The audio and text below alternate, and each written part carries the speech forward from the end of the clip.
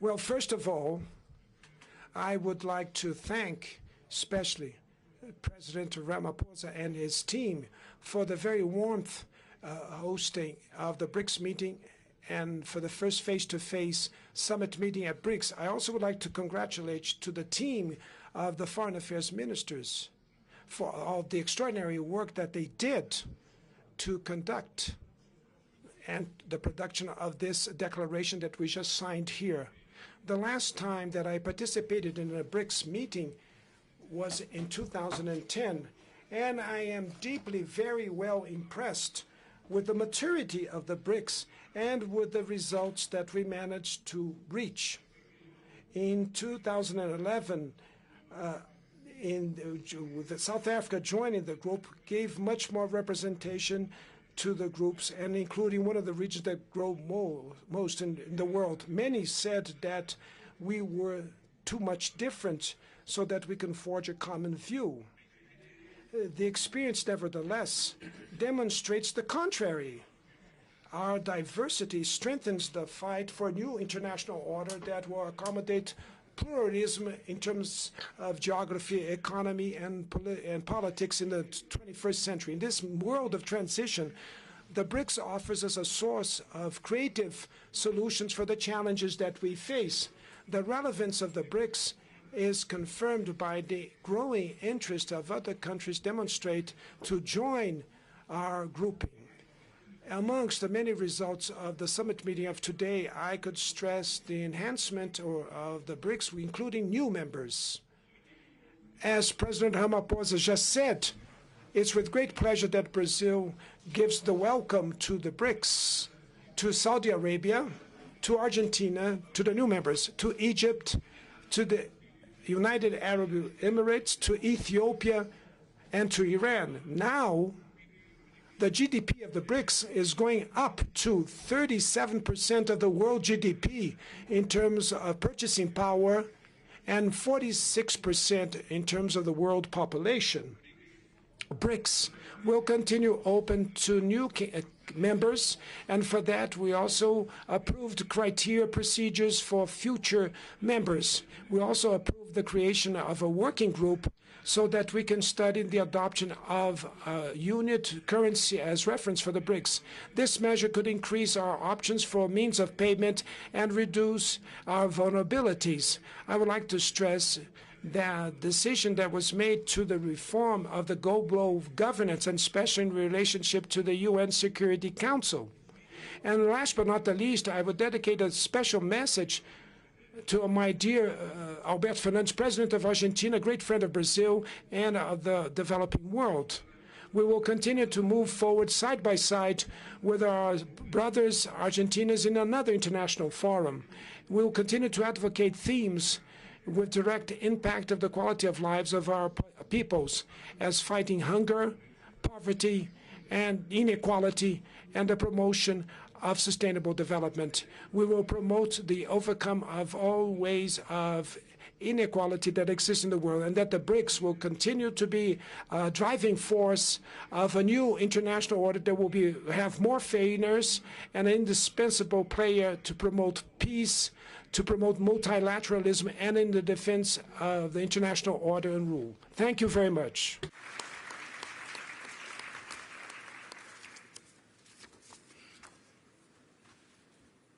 Thank you.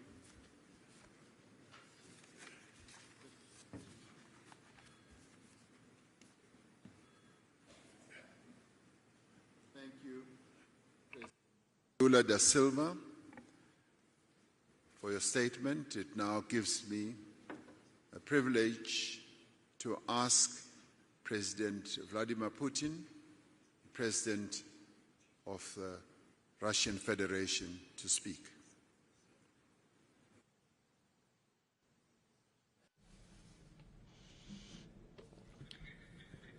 Your Excellency, Mr. President, dear friends, dear colleagues,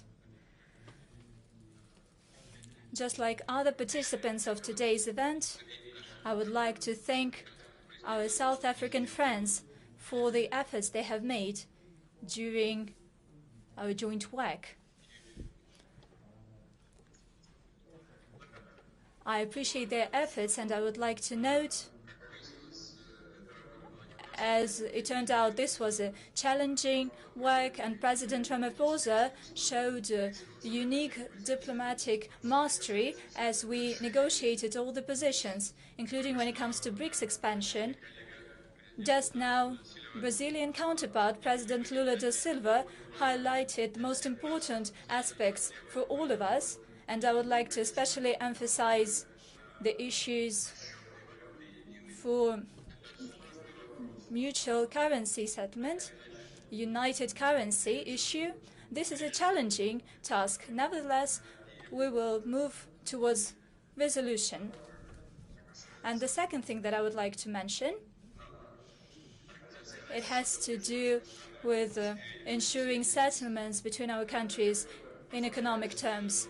I would like to congratulate new BRICS members on the full membership. They will assume their membership next year.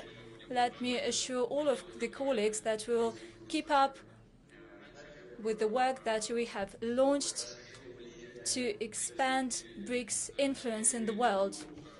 Namely, I mean ensuring practical collaboration with new BRICS members and with those who will be working with BRICS within the outreach format, with our partners who pay attention to cooperation with our group and that are willing to work with us.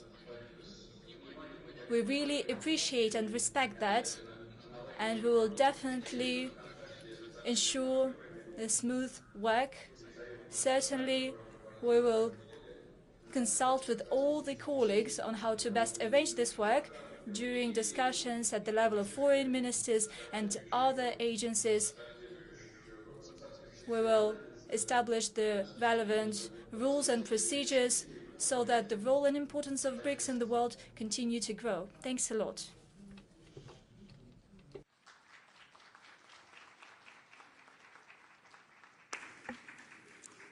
Thank you, President Putin, for your statement.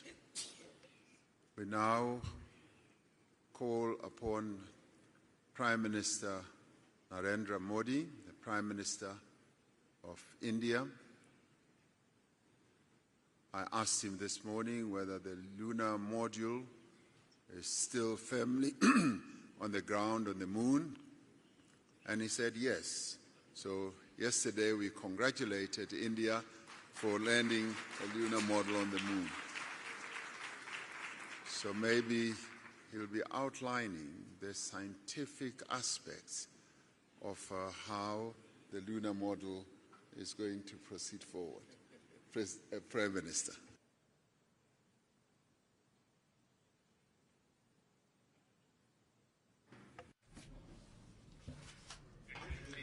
Excellencies, friends from the media, Namaskar. First of all, I would like to commend my friend, President Ramaphosa, for the successful organization of this summit.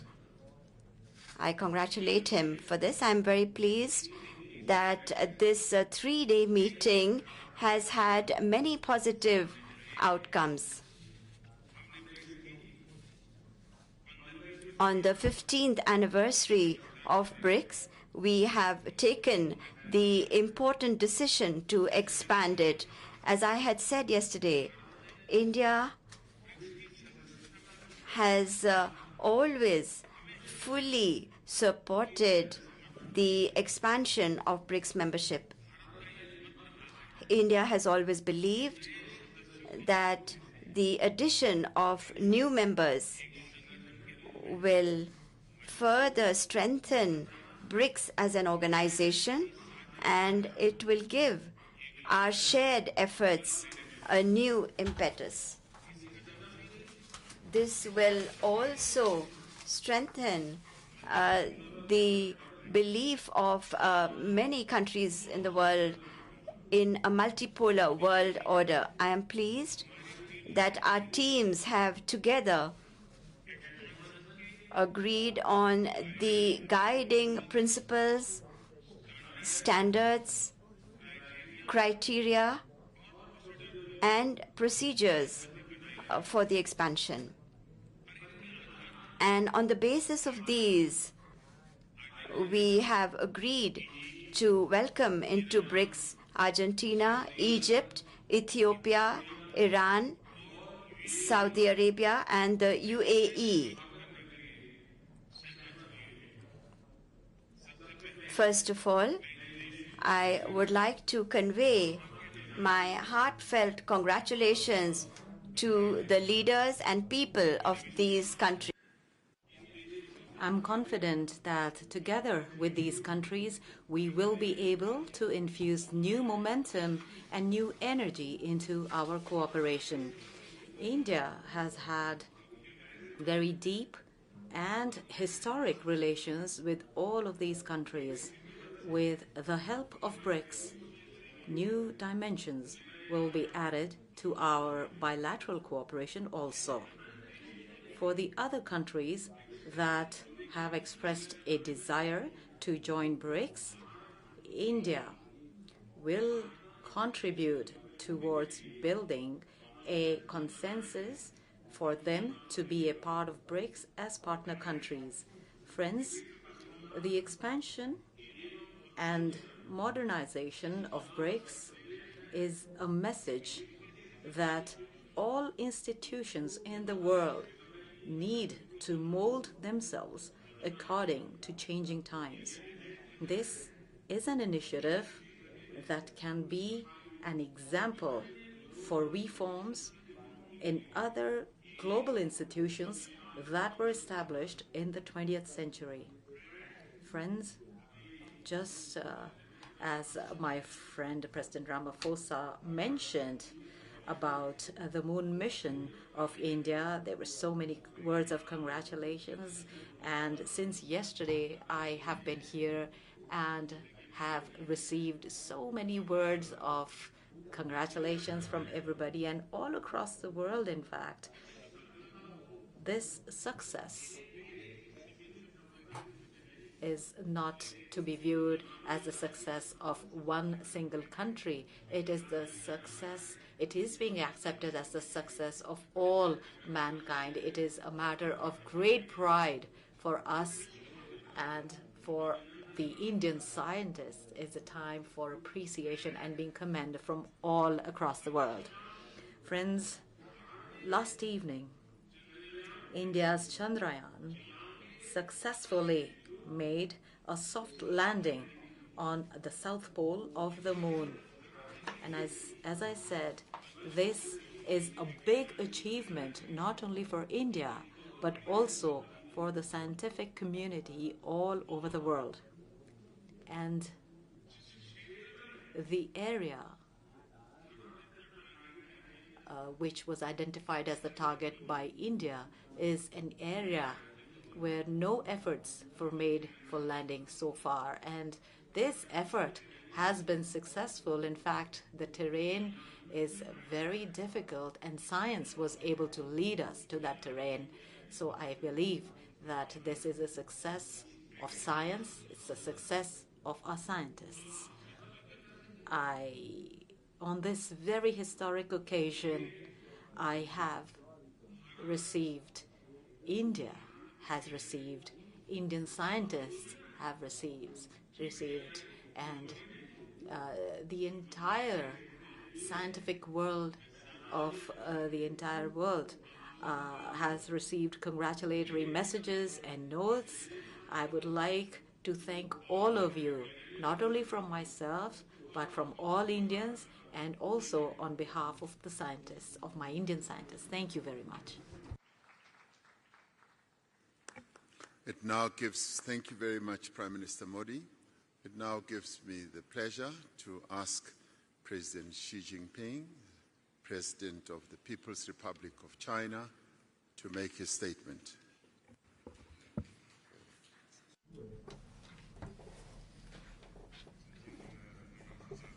President Ramaphosa, colleagues, friends from the press, I am pleased to join you here. At the outset, I wish to thank President Ramaphosa and the South African government for the thoughtful arrangements they made for the BRICS summit this year. BRICS countries are all countries with important influence and shoulder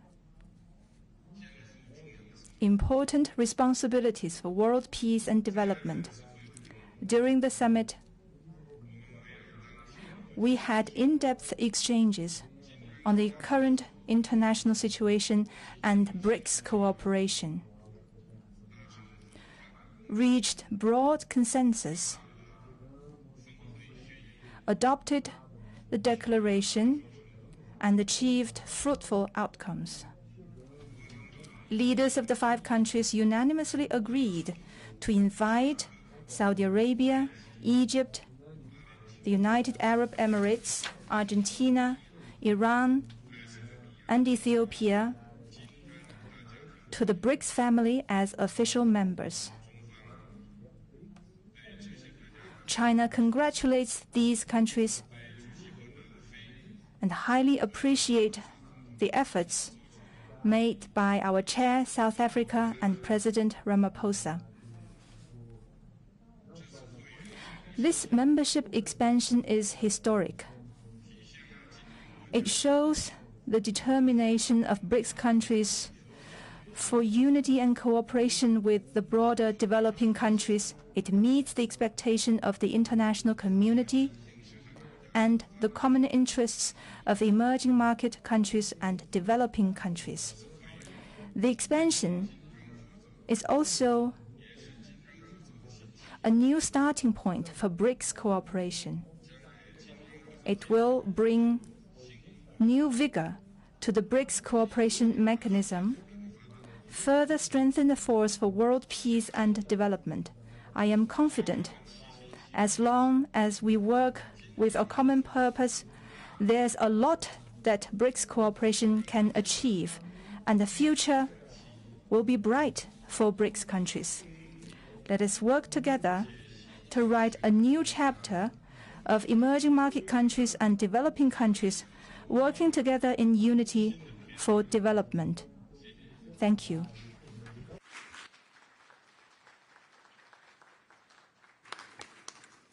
Thank you very much, President Xi. Ordinarily, in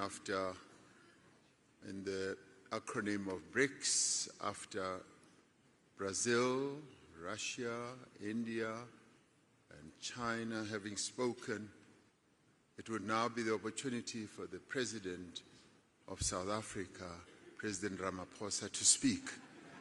But he has already spoken. So that brings us to the end of our press statement. Thank you very much. Thank you very much for your attendance. We have reached the end. Thank you.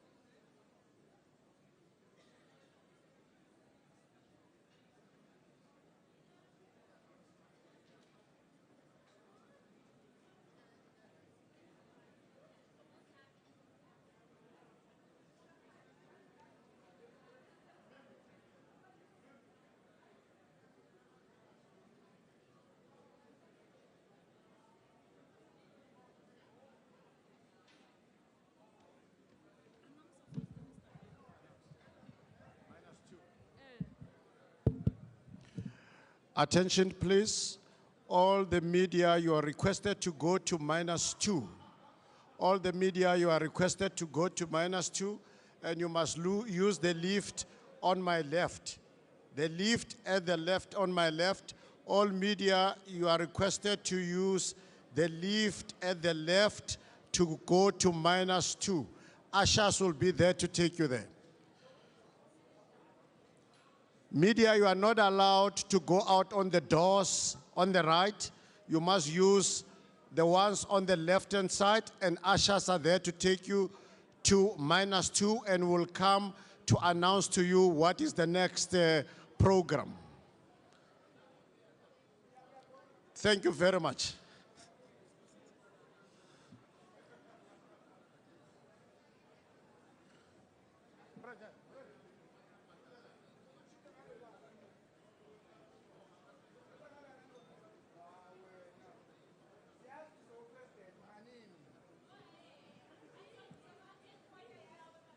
No play or Stony Farm.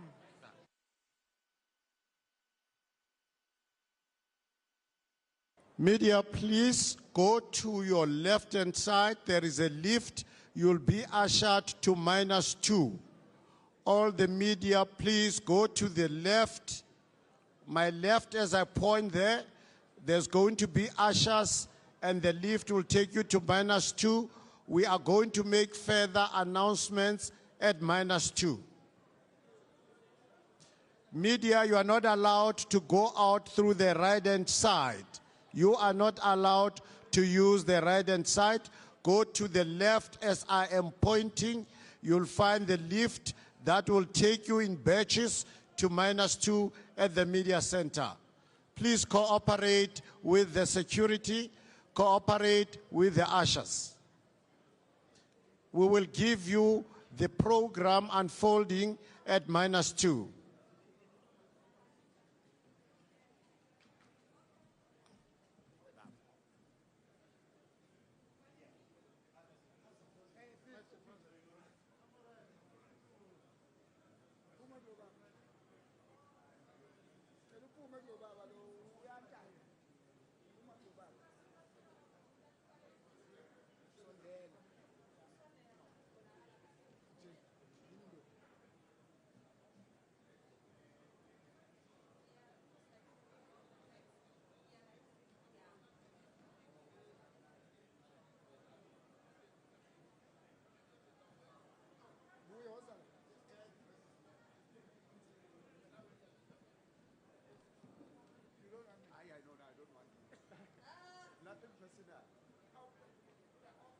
I want to know, you can come and reach out. And this person is going to take the pictures from me. Thank you. Thank you. I'll get them from you.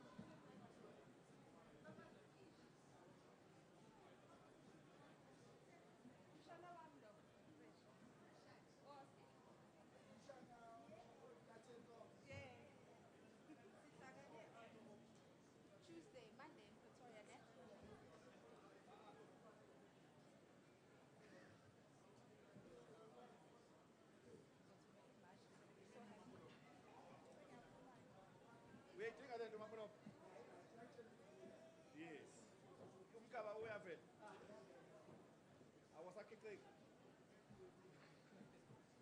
Awusakheceki. Akusakheceki.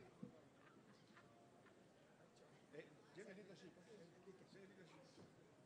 Yeah, i-brief. Sesifaka nama-Arab kwemanje. Akubala kuma. Leadership.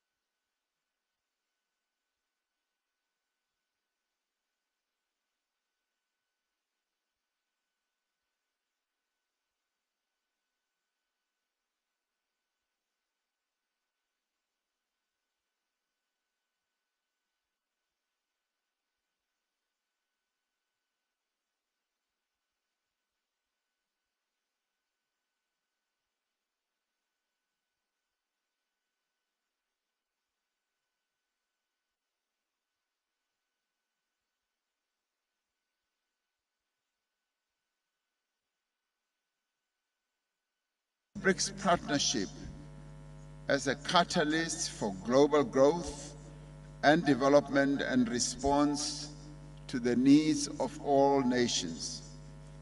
It is the right of Africa and the entire global South to fully reap the benefits of global trade and investment. Without trade and investment, our economies cannot thrive and our people's material conditions cannot improve. As the African continent, we are determined that the continent's substantial resources are harnessed for the benefit as well as for the development of the people of Africa. The African Continental Free Trade Area, once fully operational, will unlock the benefits of the continental market and generate substantial opportunities for African countries, but also for other countries. To make use of these opportunities, Africa is looking to BRICS partnership to unlock infrastructure and development financing. This was part of the founding vision of the new development bank. This bank is playing a leading role in efforts to increase the resilience of the global South and to bring fairness to the global trading system, the financial system, and to strengthen BRICS currencies. We have to reform global economic, financial, and political, as well as the multilateral trading system, so that we can create a conducive environment for fair trade. While many countries of the global South are seeking significant progress in industrialization, in technological development, in innovation, and the digital economy, they are not fully reaping the economic benefits of their efforts. By working together, by sharing skills and capabilities, by mobilizing resources, we will be able to give renewed impetus to the global growth and sustainable development. We need to move beyond expressions of solidarity towards inclusion, mutually beneficial economic cooperation as well. We trust that this dialogue that is being attended by some 65 countries will provide leadership, vision, and hope as we strive together for a better Africa and for a better world. It is for this reason that I welcome you all warmly, and I welcome you all on behalf of the BRICS leaders who have just issued their declaration, which outlines a number of important aspects. The BRICS leaders have also taken a decision to expand the BRICS membership, and that announcement having been made, we welcome those new members, but at the same time, that is the first phase, and other phases will follow, and we welcome various other countries in the partnership of the BRICS countries. So thank you very much, and thank you for being here. I thank you.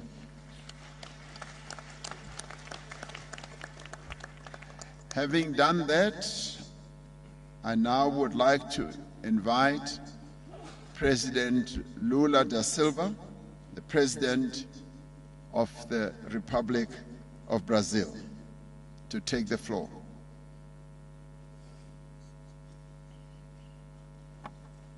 Obrigado, Presidente Ramaphosa. Obrigado. obrigado, companheiros presidentes dos países que compõem os BRICS. Eu gostaria de cumprimentar o presidente Ramaphosa por dedicar este debate à parceria dos BRICS com o Sul Global, em especial com a África. É hora de revitalizar a cooperação entre os países em desenvolvimento. Vemos hoje o surgimento de novos desafios que se somam aos problemas de longa data. Fomos atingidos por uma pandemia, por novos conflitos e por uma grave emergência climática, no momento em que trabalhávamos pela implementação dos Objetivos de Desenvolvimento Sustentável. Goals. When the Agenda 2030 was adopted, it outlined a path for a better future. Today, half of the targets are delayed, and we have seen setbacks or stagnation in pretty much a third of them. Food insecurity went back to 2005 levels. Democracy, in many places, is under threat by extremism or has corroded by xenophobia. Once more, we are under the risk of a nuclear war. The world has gone backwards. Many of the answers that we seek for us to build a world that will be more equitable are located in Africa. COVID-19 has eliminated thousands of lives, although the unjustifiable hurdles to access to vaccines to Africa, they presented a very low mortality rate nevertheless. While concerns on security limited more and more the sharing of technologies, the African Union launches a digital transformation strategy, and hundreds of startups and innovation centers come up in Africa. At the same time, where it proliferates unilateral measures that threaten the integrity of the trade regime, the African continent has become in the largest free trade area of the planet, with 1.3 billion people and a combined GDP of $3.4 trillion. As multilateral bodies fail to respond to the threats to peace, the African Union takes growing protagonism in the conflict resolution. On one hand, excludent alliances are reborn and accelerate tensions, and on the other hand, African countries are getting together to preserve the peace zone and cooperation between the South Atlantic. But as in also in other regions, Africa, it's quite evident the great constraints and refrain that are imposed on the developing countries. The globalization promises were not fulfilled. Many nations see today that are limited by unpayable foreign debt. In the last years, the volume of resources directed to the global south through trade and investments have been diminishing. The greatest part of the world, in the developing world, depends on the export of commodities, where the demand is volatile and the goods importments of first needs are very difficult because the prices went up. At the same time, financial institutions impose high interest rates and conditionalities that narrow the action space of the state. It is impossible to promote sustainable development if the national budget or the public budget is consumed by the foreign debt service. To fight the climate change offers us an opportunity to rethink financing models, trade, and development. The energy transition cannot bring back again the exploitation relationship of the colonial past. We need solutions that diversify and add value to the production of the developing countries. The most evident signal that the planet is becoming a place with more inequality is the growth of hunger and poverty. And this is unacceptable. Although its magnitude, these problems are not treated with the urgency that they deserve. The emissions of the 1% richest part of the world population are 100 times higher than the 50% poorest.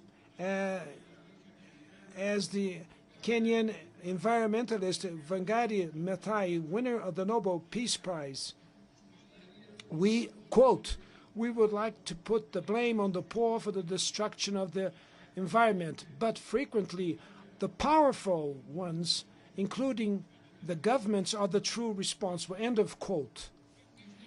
We have sustainable forms to enhance the agricultural output, create income, and offer social protection. And this was what we discussed in the Amazon Summit meeting in the city of Belém in Brazil, in the Amazon region. And this is what we want to discuss with the other countries that have tropical basins like Congo and the Borno Mekong. Brazil will take over the chair of the G20 in December, and we want to put back the inequality reduction as the core of the international agenda, to reduce inequalities. We cannot do that without greater representation from Africa. So that's why we advocate the entrance of the African Union as member of the G20. Now, with my trip to South Africa, and then I will follow to Angola and to São Tomé and Príncipe, I intend to open a new cooperation agenda between Brazil and Africa. Let's go back to our universal vocation and rebuild our historical ties with the developing countries. Prosperity is only full when it is shared. The presence here of dozens of leaders from the global south shows that the world is much more complex than the mindset that came from the World War, the Cold War, that some wants to reinstall. And instead of following the rationale of competition that imposes automatic alignments and that will foster mistrust, we have to strengthen our collaboration within the global south. The world with welfare and well-being for all is only possible if we have an international order that will be more inclusive and more solidarity. Thank you very much.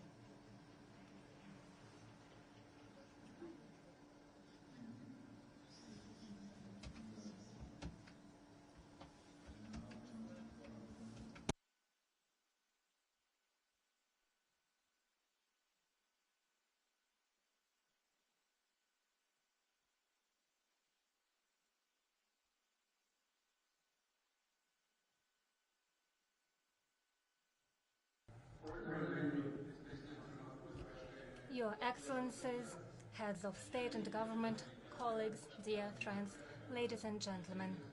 At the outset, I would like to express my gratitude for the South African chairship for the arrangement of this representative summit of the BRICS Plus outreach. This format of communication is of utmost importance. It offers us a great opportunity to discuss in substance the relevant topics of mutual interest with those countries who largely share the attitudes of the five with the like-minded states. It's my pleasure to welcome all of you, dear friends. We all stand for the building of a new multipolar world order, a one that is truly balanced and takes into account the sovereign interests of as many nations as possible, and opens possibilities for implementation of various development models while making it possible to preserve national cultures and identities and traditions. Let me stress, BRICS is not competing with anyone and is not opposing itself to anyone, but it's also obvious that this objective process, the process of emerging of a new world order, still has fierce opponents who try to slow down this process, to contain the emergence of new independent centers of development in the world. the countries of the so-called Golden Billion are doing everything in order to preserve the previous unipolar world order. They are comfortable with it.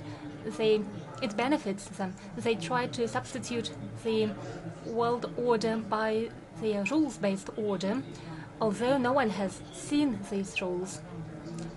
And they use these rules for their narrow interests, and they adjust them to fit their political interests at any time in accordance with the interests of certain states. In effect, it is the same colonialism in a new package. By the way, it doesn't look so good, and modern-day colonizators, under the guise of benign mottos of human rights and so on, try to resolve their problems at someone else's extent by pumping out resources of other countries. The president of Brazil mentioned the debt burden of developing countries. Well, of course, on the one hand, they pump out huge volumes of resources, and on the other hand, they create a sort of credit relations that paying these loans off is almost impossible, and it looks not like loans but as contributions. The world order is threatened by the radical neoliberalism imposed by some countries that is aimed at eliminating traditional values that matter for all of us.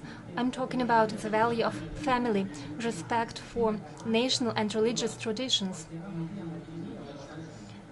They try to do so to serve their own interests, and some countries even justify extremism, xenophobia, and connive with terrorists. The global majority, represented by countries present here, is getting increasingly tired of all sorts of pressure or manipulations. But it is ready for equal and mutually respectful cooperation. That is the attitude taken by the BRICS countries. That's how we treat the development of multifaceted relations with many countries present here and other interested countries on the regional and global basis, including such regional structures as CIS, Shanghai Cooperation Organization, Caribbean countries, the Gulf countries. Bearing in mind that most African countries participate in today's event, today BRICS focus is on Africa. And we in Russia can only welcome it. We believe it is right, especially so as it is the Republic of South Africa that holds the chairship. Many dear friends, we met with many of you quite recently in St. Petersburg at the second Russia-Africa summit, where we held constructive discussions. In St. Petersburg, we reaffirmed that Russia and Africa have ever stronger friendly ties and mutually beneficial relations. The foundation for these relations was laid in the times when the African continent was struggling for its independence. We value that African countries have a friendly attitude to the Russian country, and in its turn Russia is interested in further deepening its multifaceted ties with the African continent. We will actively promote these ties, translate them in practical cooperation in various fields. Our particular focus lies on providing African countries and the world market with grain and fertilizers. We have all opportunities to make our contribution to the global efforts to resolve the hunger problem and not to allow the food crisis. So we can only welcome that for the second year in a row we have record crop yields, and as I already mentioned, in the coming months as a priority assistance project we'll allocate 25 to 50 tons of grain to African countries, and we'll ship it free of charge. That's what we mentioned in St. Petersburg. Right now we are concluding negotiations with our African countries on these issues. We are doing so despite the obstacles created by others, in particular illegitimate sanctions imposed against our exports that complicate insurance and settlement processes. Our African friends can rest assured that Russia will always remain a reliable food supply and will continue to support the countries most in need. Russia takes a responsible attitude to its obligations in terms of energy exports. Largely, these exports are oriented on the emerging markets. Russian raw materials and fuels make it possible for the friendly countries, including African countries, to contain price rises and enhance agricultural and industrial production, thus strengthening their energy security and economic resilience. According to some estimates, by 2050, world's population will rise by 1.7 billion people, and the energy supply will rise by 22%. So it's obvious that for the foreseeable future, there is no alternative to coal or hydrocarbons, meaning that the energy transition that is necessary, the energy transition to low-emission economy, should take place in a gradual and balanced manner, should be well calculated, taking into account national peculiarities and possibilities of the respective countries. By the way, some countries are already facing the effects of the efforts of the mistakes they committed when planning this energy transition, and problem is exacerbating. We see a solution in effective use of all energy resources while implementing clean technologies, and obviously, together with our BRICS partners, we stand for strengthening the equal and technological cooperation in such fields as the use of renewable energy sources and in other important areas, including development of new types of atomic reactors, promotion of hydrogen technologies, and so on. By the way, in these fields, Africa is our priority partner. Currently, in different fields, we are working on about 30 projects with participation of Russia. In 16 states, we are operating in a very active manner. In Egypt, for example, Rosatom is working on construction of Daba, a nuclear power plant, and the total capacity of our energy projects amounts to 3.7 gigawatt. Over the past 2 years,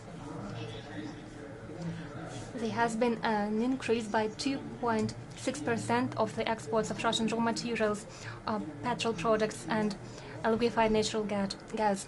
2.6% rise. The exports of food, energy resources, cooperation in other economic fields, as well as in the fields of culture, education, sports. All of these applies not only to Africa, but also to other regions, and naturally to the countries invited for the BRICS outreach countries. We will build constructive win-win relations with everyone. We will enhance partnership, and our country has a lot to offer. In this regard, let me note that next year, Russia will assume BRICS chairship, and upon instruction of our colleagues, we will ensure the working conditions and the work with the countries that cooperate with us within the BRICS Plus and BRICS Outreach formats. Dear colleagues, by way of concluding, I'm confident that the current meeting would be very useful. It will help bolster friendly relations between the BRICS 5 countries. But next year, there will be an increasing number of new members. It will help galvanize cooperation on various tracks. Thank you for your attention.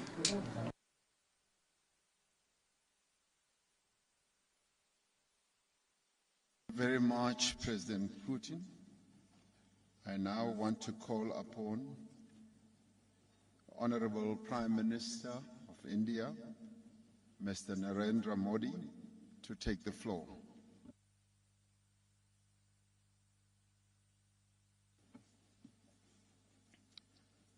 Excellency, Africa की भूमि पर आप सभी मित्रों के बीच उपस्थित होकर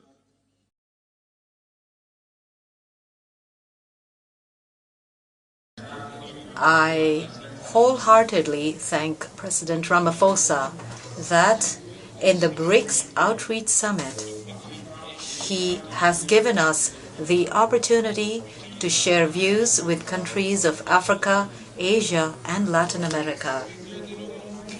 In the last 2 days, in all of our discussions in BRICS, we have laid emphasis on the priorities and concerns of the countries in the Global South. We believe that according special attention to these issues by BRICS is a need of the current times. We have also decided to expand the BRICS Forum. We welcome all the new member countries. This will make global institutions and forums more representative and inclusive, and this is one step towards such efforts of ours. When we use the term Global South, it is not just a new diplomatic term. In our shared history, we have together opposed colonialism and apartheid. It was in this land of Africa that Mahatma Gandhi developed the powerful concepts of nonviolence and peaceful resistance, tested them here, and then used them in India's freedom struggle. His thinking and ideas inspired great leaders like Nelson Mandela. Based on this strong history, we have given a new shape to our modern relations. Excellencies, India has accorded high priority to its relations with Africa. Along with high-level meetings, we have opened 16 new embassies and high commissions in Africa. Today, India is Africa's 4th largest trade partner and 5th largest investor. Whether it is power projects in Sudan, Burundi, and Rwanda, or sugar plants in Ethiopia and Malawi, whether it is technology parks in Mozambique, Côte d'Ivoire, and Eswatini, or campuses established by Indian universities in Tanzania and Uganda. India has always accorded priority to capacity building and infrastructure development in African countries. Under the Agenda 2063, India is a reliable and close partner in Africa's journey to make Africa a global powerhouse of the future. In order to tackle the digital divide in Africa, we have granted more than 15,000 scholarships in the area of teleeducation and telemedicine. We have constructed defense academies and colleges in Nigeria, Ethiopia, and in Tanzania. We have deployed teams to Botswana, Namibia, Uganda, Lesotho, Zambia, Mauritius, Seychelles, and Tanzania to provide training. Approximately 4,400 Indian peacekeepers, that include women as well, are contributing to restoring peace and stability in Africa.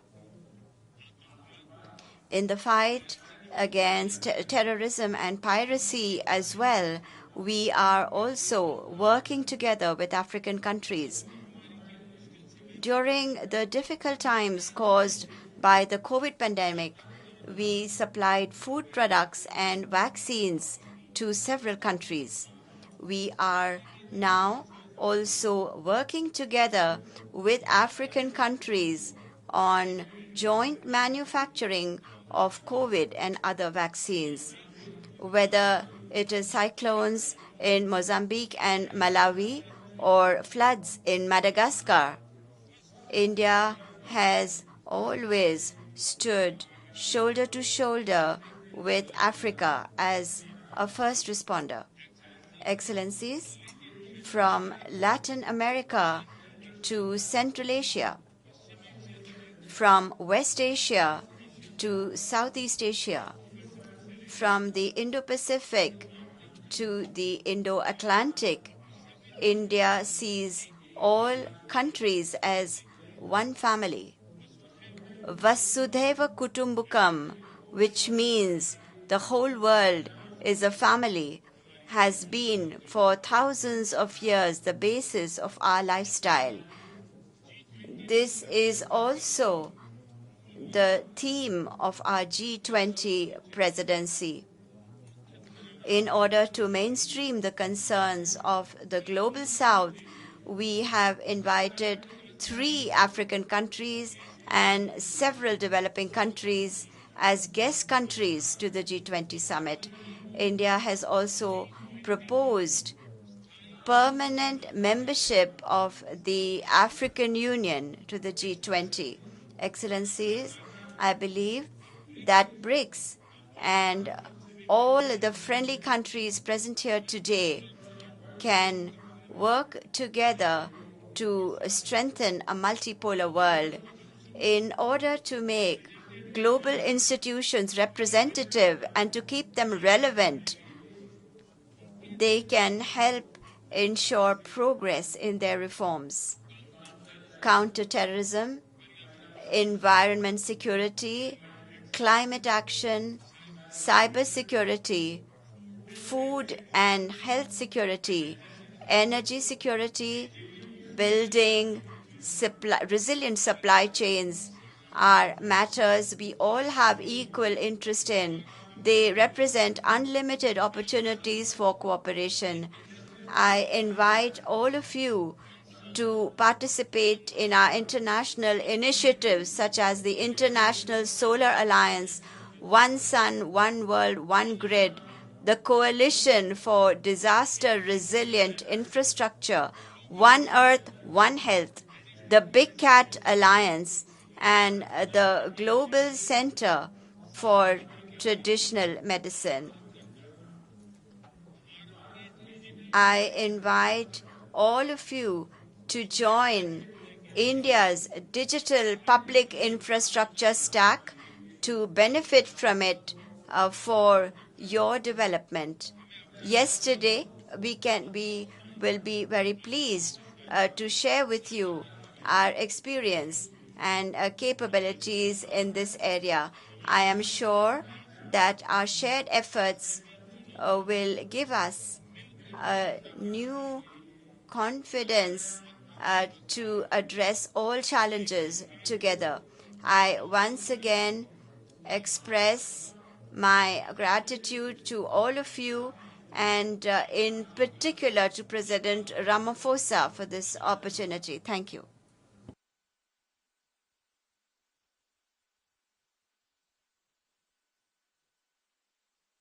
Prime Minister Modi. It now gives me pleasure to ask President Xi Jinping, President of the People's Republic of China, to take the floor.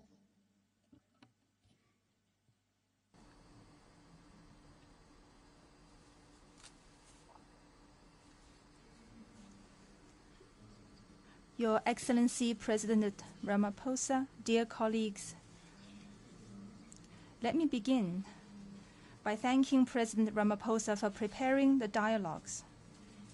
I am delighted to join you all in this discussion on global development. Development embodies our people's aspiration for a better life. It is the top priority for developing countries and a timeless theme for humanity.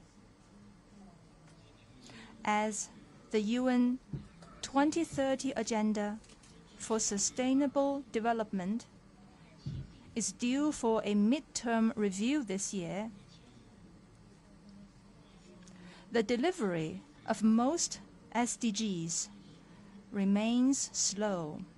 This is a cause for concern. And the global development endeavor faces formidable challenges. The international community must pursue the larger interests of all countries, respond to people's concerns, and restore development to the center of the international agenda.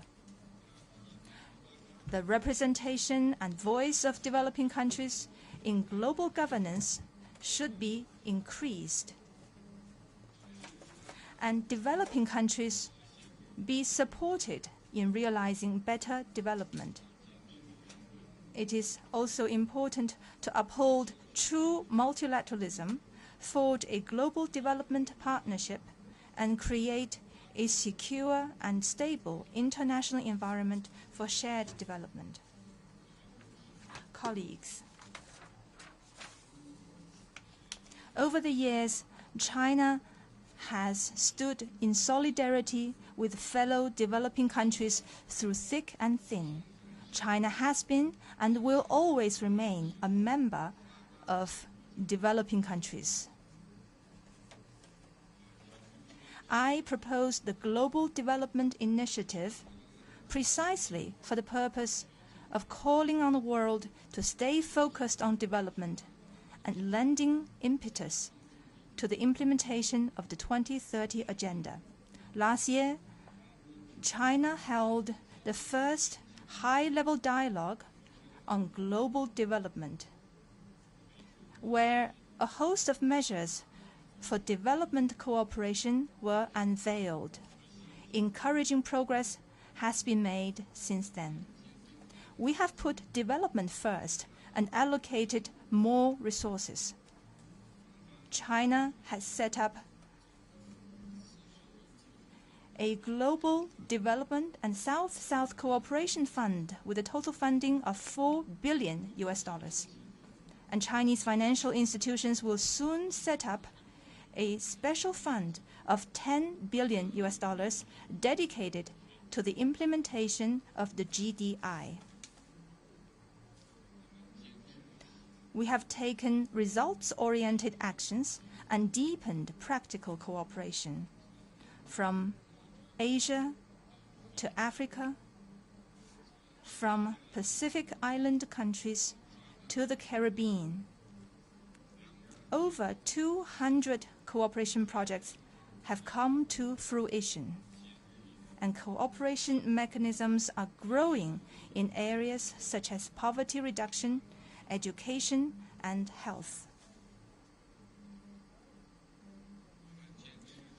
We have unleashed the power of innovation and built up momentum for development. Under the GDI, we have prioritized green development, new type industrialization, the digital economy, and some other key areas, and pursued a partnership on new industrial revolution to boost high-quality development.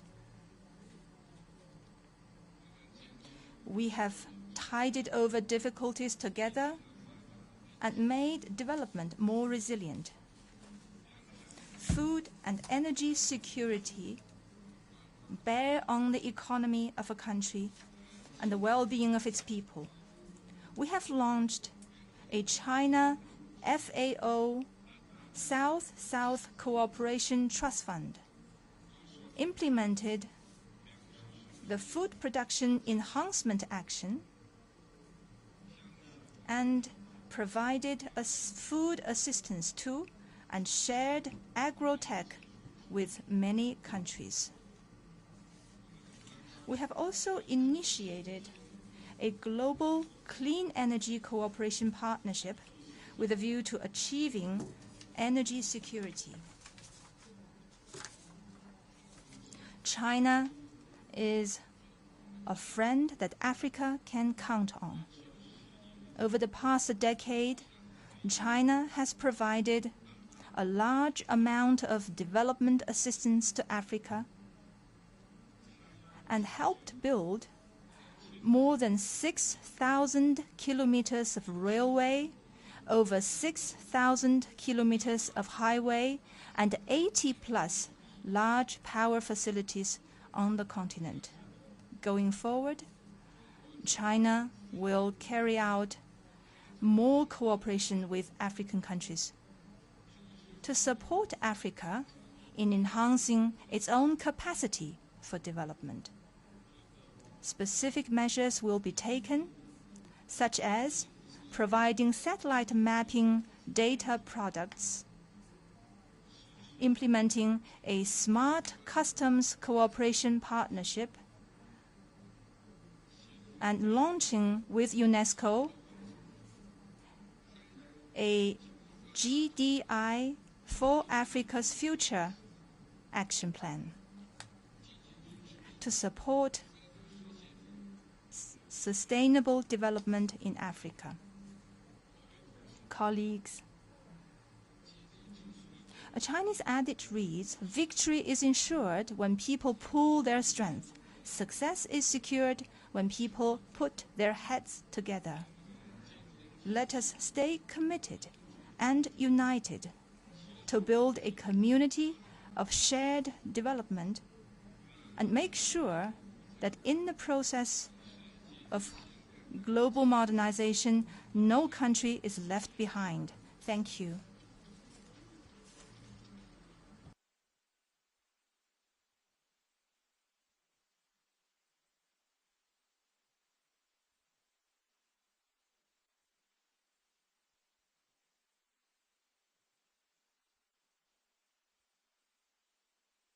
And I now call upon Secretary General Antonio Guterres to address us.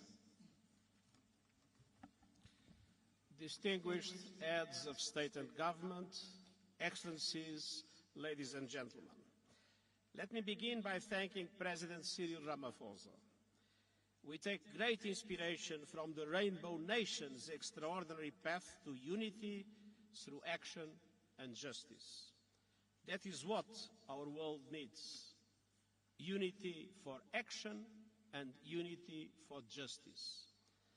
We are confronting existential challenges. The climate crisis is spiraling out of control. A global cost of living crisis is raging.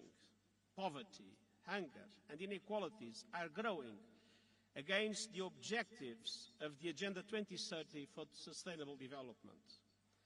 New technologies are raising red flags without a global architecture to deal with them. And geopolitical divides and conflicts are multiplying with profound global implications, especially the impacts from the Russian invasion of Ukraine.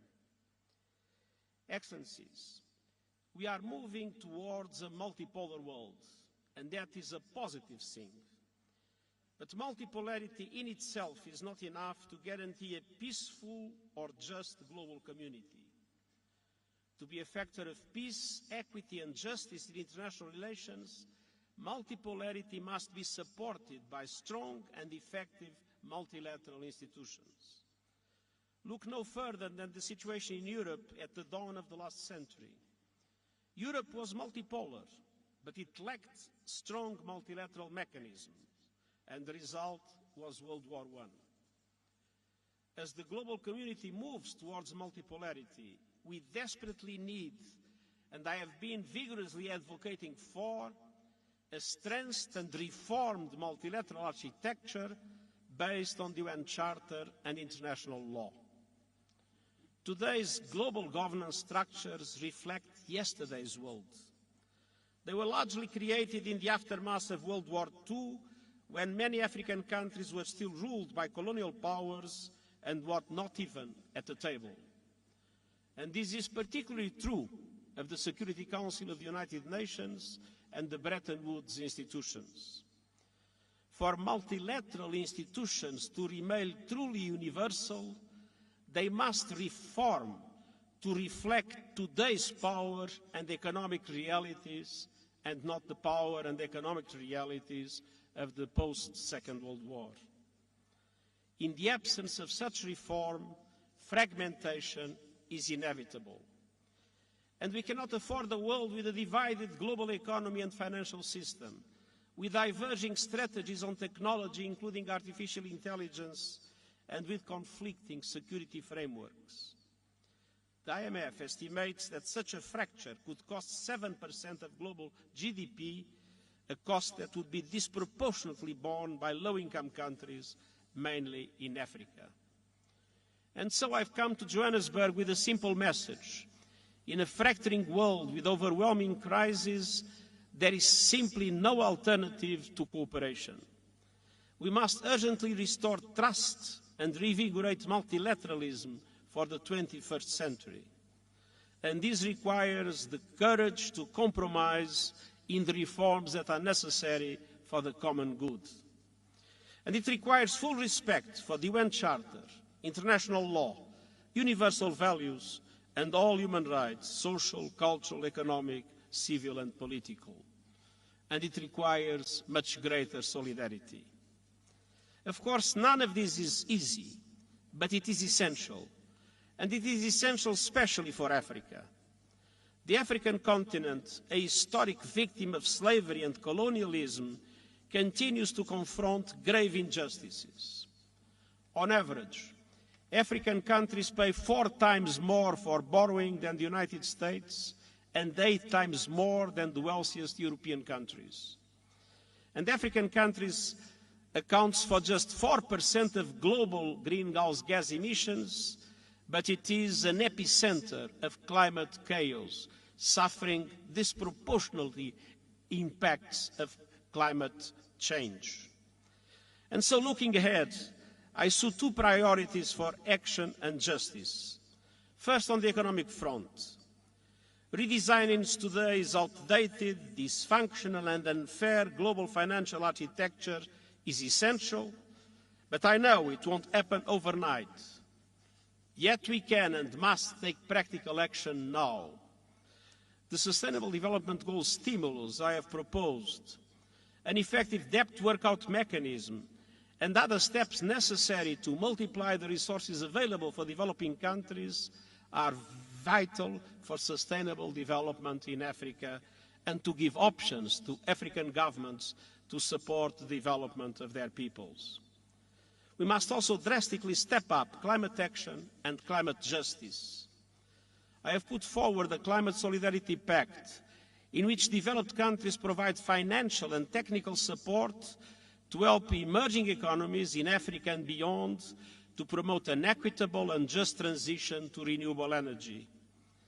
And I have presented an acceleration agenda to boost these efforts, with developed countries committing to reach net zero emissions as close as possible to 2040 and developing countries as close as possible to 2050.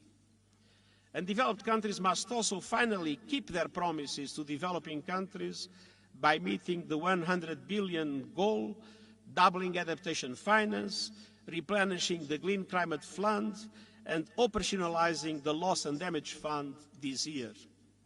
And as a matter of justice, Africa must be considered a priority in all these efforts.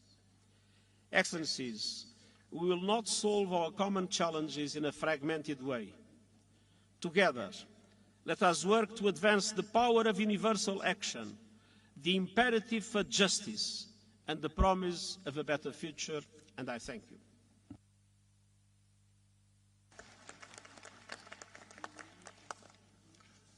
Thank you, Your Excellency, Secretary General of the United Nations, Your Excellencies, there are almost 65 of us, and this forum has been designed so that everyone should be able to make a statement.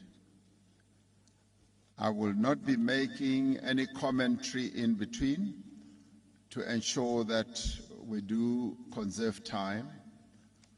I similarly would like to request that when we speak, we should remind ourselves of the time limit that we have put aside for each one of us to speak.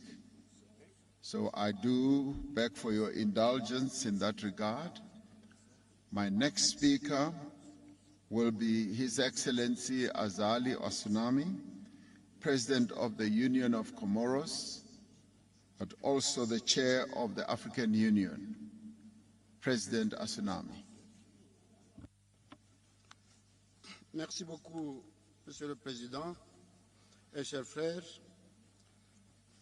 Monsieur Antonio Guterres, Secrétaire général de l'Organisation des Nations Unies, representative of the United Nations, dear colleagues, and then head of government, all protocol observed, I greet you in the name of God.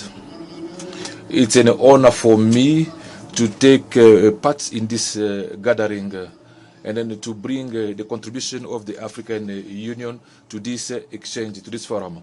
And I'm hoping that this is going to be very fruitful for the countries that we're representing here. So allow me, before I get into the subject, to extend our thanks, our gratitude to President Ramaphosa, to the South African government and the South African people for the warm welcome that was given to us on our arrival in this country. So we're also expressing our gratitude for all the measures that have been taken to facilitate our meetings and then make our stay here in South Africa most enjoyable.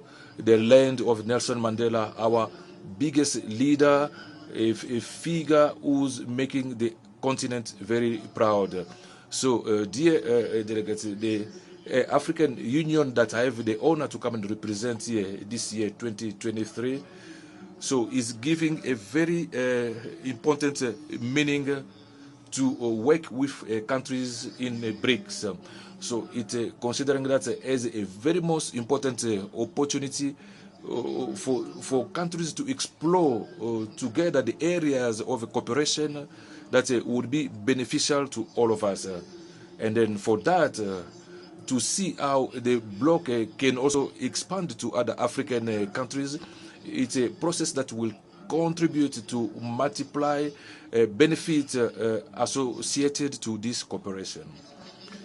So various capacity of BRICS in various sectors, it's a very important benefit that will foster the growth and the development of the African continent. So today, Africa is faced with many challenges, especially to the issue of food security, which is something we cannot accept because our continent, which possess 70% of arable land in the world, is registering a deficit every year in the area of food security, ranging up to $200 billion. So BRICS, with its multiform capacity, can help the Africa to become independent in the area of food security by putting in place new technologies to improve the sector of agriculture. So Africa is also faced with the issue of industrialization because the continent has got enormous reserves of raw material, but unfortunately they do not have a capacity to exploit and then transform these minerals on our African continent. So the collaboration between BRICS and Africa would allow to develop production units and transformation units in the area of a big program of industrialization that will favor the green transition. Finally, on the pharmaceutical sector, BRICS has got a capacity to develop a partnership with Africa in order to promote research in the pharmaceutical area, but as well encourage the increase of pharmaceutical products. The example of vaccines in South Africa, especially during COVID, that has demonstrated that African countries, not only they've got techniques and necessary technologies, but they also have a capacity to contribute to the world effort to improve the So I'd like to take this opportunity to reiterate the availability of the African Union in this partnership between BRICS and the African Union. It's a frank partnership that will last longer and win-win. So, ladies and gentlemen, trade relations between Africa and BRICS are multidimensional. So they are illustrated in many advantages that are linked in the South-South Summit. It's important to underline that BRICS represent one of the major trade partners in our continent, and our economic weight constitutes it's something major that cannot be compared with something else in the world. So African countries will wish in the area of this partnership and then funding that will be created by BRICS, such as the new development bank, which the objectives is to fund development projects while underlining sustainability. At the moment where our continent is trying to go through some reforms in world financial infrastructure, we are urging BRICS to play a role of a pressure group for those reforms, and also structural reforms and deeper. The world financial architecture are very important to respond to the needs that are not being taken account into the world architecture. With regard to debt, that is putting African countries in trouble. So the African Union has put in place a working group in order to propose means so that to see how to sort out this African debt. So that would be put in place by BRICS to benefit countries in our continent if those funds became operational.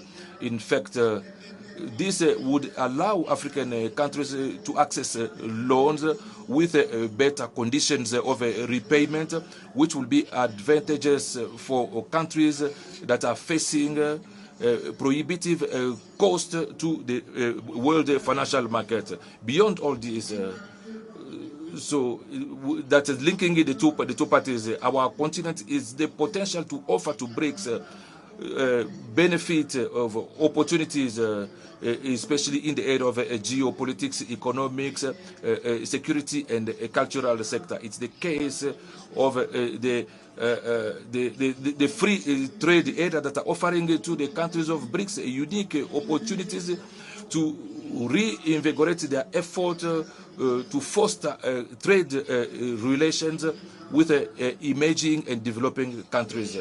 In this regard, the political commitment of Africa in favor of the free trade, the African trade area, as it was last year, the year 2023, as being the year of the acceleration of the implementation. I'm inviting BRICS to be more interested on this instrument, given that from the report from this year, the investment activities and trade of BRICS, they are going to offer important opportunities for the major agricultural sector that is not being exploited in Africa. furthermore, the access of Africa in G20 that will offer also an opportunity to Africa, a central platform to amplify its position on world economic issues for a more inclusive multilateralism. It will also constitute an opportunity for the continent to work with BRICS in favor of the advent of a world economic governance that is more fair and just. All the actions that we are undertaking in the favor of BRICS and the development cannot last without peace and stability in the world. So I would also like to draw our attention on the agency so that we can seek together means to try and put an end to conflict in Africa, in particular for all extremism, the change of unconstitutional changes that is compromising the peace and stability and prosperity of our continent.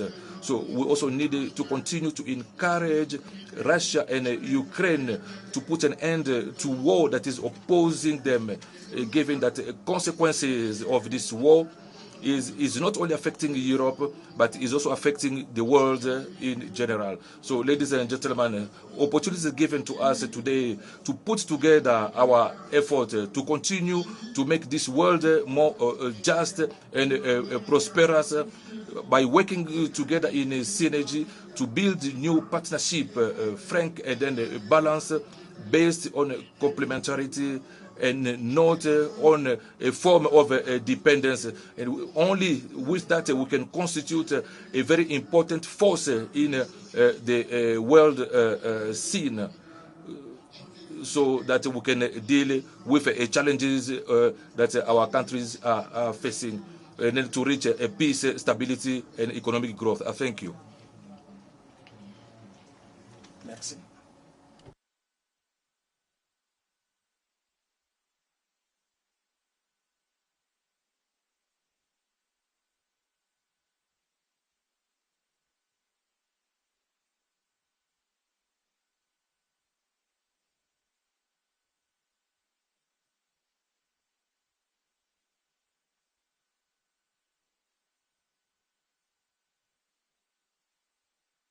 Thank you, Your Excellence, Mr. Cyril Ramaphosa, President of South Africa.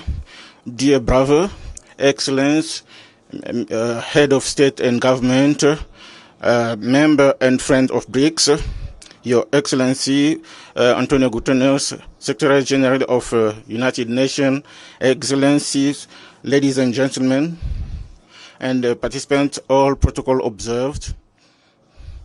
Aren't grace, I say grace to God who has all gathered us in this space in Johannesburg. Allow me to express my deepest gratitude to the government and to the South African people for having invited my government. The theme with the impulsion of Africa at the center of exchange, as well have for the warm welcome to my and my delegation. Excellence, ladies and gentlemen, this summit comes at a particular moment.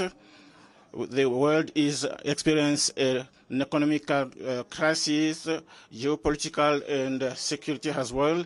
This summit offers an supported by there are many friends to think of the collective response with the challenges that we are faced with by putting in place donc a principle of mutual respect, equality, solidarity, and then openness and then inclusivity. As opposed to what others can think, I consider that the coalition with BRICS it's a way to fast-track the common project and then to expand the circle of friends and also members. Though this coalition is there to create an order in diversity in order to face world challenges of the moment. Burundi is subscribing to the main conclusions that came out on sectorial meetings aiming in the promotion of a South-South cooperation, the reinforcement of mutual partnership with Africa in a multipolar world, also in the area of a free trade area. So the enlargement of multilateralism to stimulate the reforms in governance and in world institutions. Excellence, and ladies and gentlemen, Burundi has the conviction that its independence can only be effective without a real economic independence. That's the reason why, on the basis of opportunities that Burundi is offering, so we have set ourselves a new vision to make Burundi an emerging country for the horizon 2040 and then a developed country to the 2060 horizon. This vision is opposed on the commitment of the Burundian government to develop and diversify the national economy, and then that is stimulating the production in order to increase exports. To achieve that, Burundi would like to link a new partnership and then reinforce a partnership, and that is mutually beneficial with members and then friends of the BRICS in order to improve our performance. In the mining sector, the Burundi is still not exploited. That the reason it's one of the sector that is promising, on which Burundi is counting to improve its economy. Technology and then manufacturing industry remain big challenges in my country, even though we have a large labor force in the country. I'd like to say the government of Burundi is ready to cooperate with serious partners who would wish to support development efforts and then invest in Burundi. To fast-track socio-economic development in Burundi, we are hoping in a fructuous collaboration with the new development bank in order to increase the production of energy, development of infrastructure, digital economy, and then the exploitation of mineral resources. Excellencies, ladies and gentlemen, I came to participate in this summit of BRICS because I strongly believe that it's an opportunity in the world. It's a new chapter in the world, in the history of a world economy, in the manner that it's going to open several opportunities and then a new paradigm. There's a lot to be said in such circumstances, but allow me to mention the significant changes are taking place in the world. So my country is on the side of those who are calling for new reforms of the world governance, in particular in decision-making institutions such as the United Nations Security Council. So we are hoping that the voice of member and friend of BRICS will be finally heard. Excellency, ladies and gentlemen, to conclude, my country is reaffirming its commitment to play its role in this changing of the new world order, to have a world that is a peaceful, where there's equality and prosperous. So we are also reiterating our thanks to all members of BRICS for the invitation that they've extended to us to come and participate. So we are hoping that the conclusions of these meetings would be beneficial for BRICS and then also the world. I thank you for your attention. Thank you.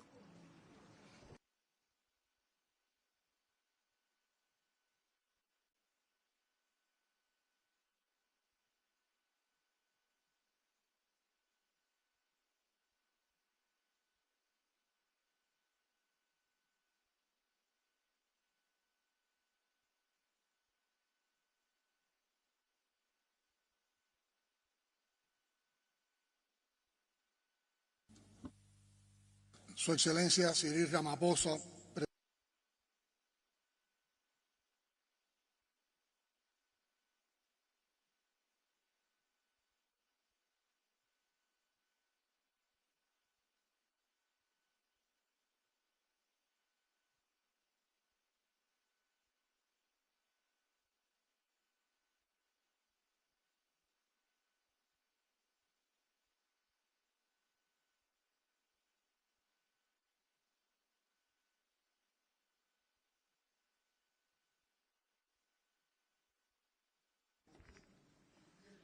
We also greatly appreciate the fact that this meeting is taking place in Africa, the cradle of a part of our ancestors, which fundamentally nourishes the very essence of the Cuban identity. Our satisfaction is even greater because it brings us to South Africa, a country with which we are united by historic ties or of brotherhood. Nearly 400,000 compatriots contributed to the struggle against apartheid in African lands. 2,289 of our internationalist combatants fell heroically, writing with their sacrifice one of the most beautiful pages in the history of solidarity among people. In Sister Angola, we have quoted a well-known African proverb that today we would like to recall. The footprints of those who walk together can never be erased. In the case of South Africa and Cuba, those footprints are as solid and indelible as the memory of the historic leaders of our nations. We can never forge the embrace of Nelson Mandela and Fidel Castro as they met here and demanded each other's reunion, as only happens between very dear brothers. I attend this dialogue with the enormous responsibility that it represents for Cuba to chair the group of 7-7 and China, the largest and most diverse grouping of developing nations. We are 134 countries, 2/3 of the members of the UN, where almost 80% of the planet's population lives, facing the colossal challenges of an incredibly unequal world, where exclusion and poverty have multiplied after 2 years of pandemics, followed by dramatic conflicts. In the last 10 years, the nations of the South have seen their foreign debt already more than pay off double. Unilateral coercive measures are on the rise. More than 3 billion people are affected by the degradation of ecosystems. More than 1 million species of plants and animals are in danger of extinction, according to the Secretary General's message of World's Environment Day. If we don't act immediately, we will give our children and grandchildren a planet not only unrecognizable to those of us from the previous centuries, but sadly doomed to become uninhabitable, impossible to habitate. 7 years away from the deadline set for the fulfillment of the Sustainable Development Goals of the 2030 Agenda, the outlook is discouraging. Half of the 169 agreed targets are far or very far from being met. More than 30% of them have not experienced any progress, or even worse, show setbacks compared to 2015, according to the most recent United Nations report. The developed countries of the West and the large transnationals have designed an international order that does not take into account to all the progress of our nations of the South, and it is only effective for meager minorities. The G77 and the BRICS have the responsibility and the possibility to act to change this unjust world order. It is not an option, it is the only alternative. Today, no one can question the growing authority of BRICS. That's why we do not hesitate to welcome its eventual enlargement, which will contribute to strengthen its relevance and representativeness. It has been a historical demand of the G77, as it is also of BRICS, to undertake a real transformation of the deeply unjust, anachronistic, and dysfunctional international finance architecture. We firmly believe that the new development bank created by BRICS can and must become an alternative to the current financial institutions, which for almost a century have applied draconian recipes to profit from the reserves of the South and reproduce their schemes of subjugation and domination. We especially welcome the appointment of our dear Dilma Rousseff and head of his entity, and the praiseworthy initiative of BRICS to create a broad-based foreign currency reserve mechanism to guarantee certainty and stability to the South. The extension of these mechanisms to other countries will certainly help to alleviate the imbalances of the current monetary system.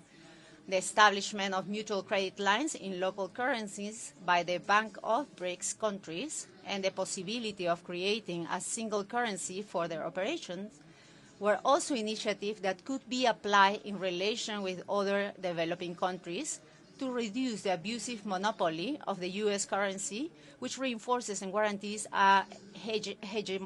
equal harmful to the rest of the world. The BRICS countries are world leaders in agricultural production, concentrating about 1/3 of the food produced globally. Their joint action with the rest of the developing countries will be a substantial contribution to the elimination of the hunger, which today affects more than 700 million people in the world. On climate change, we emphasize the strategic value of effective coordination between the BRICS and G77 to safeguard the principle of common but differentiated responsibilities in the implementation of the Framework Convention and the Paris Agreement. At COP28, which will take place this year in Dubai, for the first time, a G77 Leaders Summit will be held, convened by Cuba to strengthen strategic coordination. Scientific and technical development is today monopolized by a club of countries that monopolize most of the patents, technologies, research centers, and promote the drain of talent from our countries. The G77 and BRICS must and can do more to change that situation, and in that spirit, Cuba has convened a summit of heads of state and government of the Group of 77 and China on science, technology, and innovation as a premise for development, to be held on September 15th in Havana. We welcome you there. To move toward to a more just and sustainable future, the time for collective action is not tomorrow, it is now. We firmly believe in the power of unity and diversity, and that it is time to act together in defense of historical grievances that, because they have not been addressed in time, have multiplied the problems facing our nations today.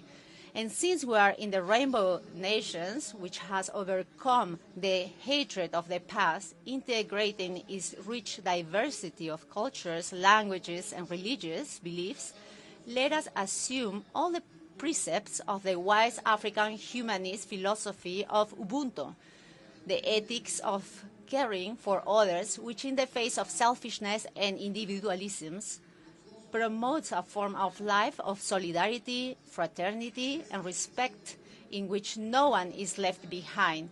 The G77 and the BRICS have the opportunity to generate a historic transformation. For the sake of the future generations, let's do so.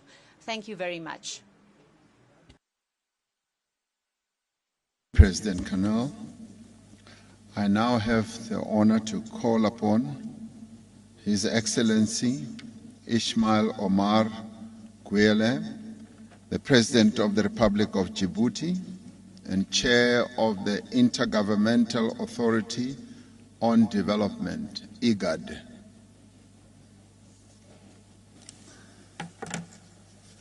Thank you, Chair. Bismillah ar-Rahman ar-Rahim. His Excellency Cyril Ramaphosa, President of the Republic of South Africa, Excellencies, heads of states and governments, distinguished guests, leaders and guests.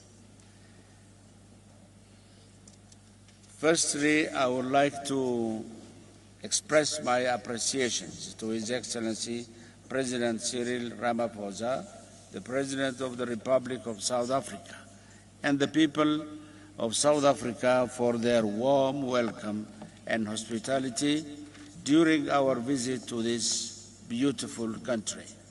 On behalf of all members of IGAD, as well as myself, I would like to extend my gratitude to you, Mr. Chairman, for inviting me to attend this 15th BRICS Summit held in Africa under African chairmanship with a focus on our continent.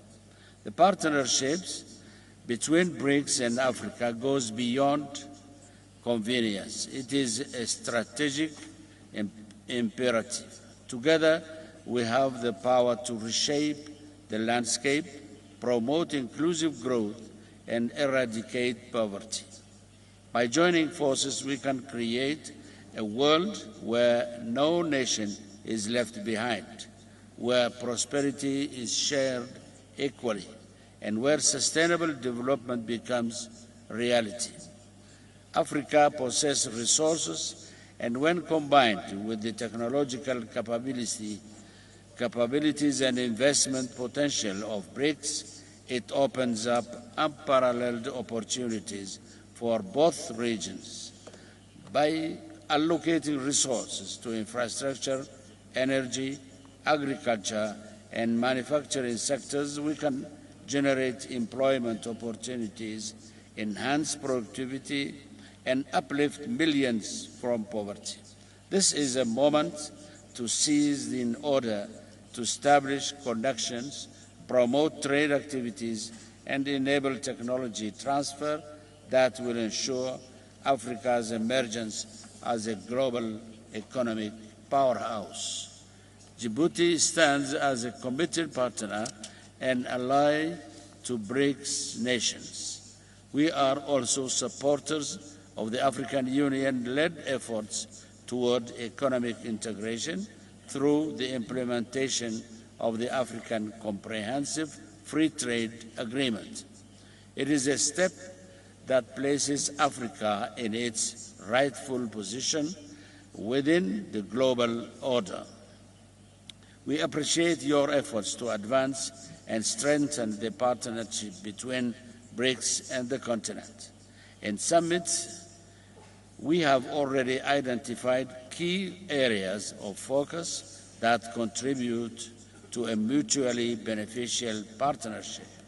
Your leadership in enhancing the relationship between BRICS and Africa serves as a motivation for us to make substantial contributions towards our shared goals and interests.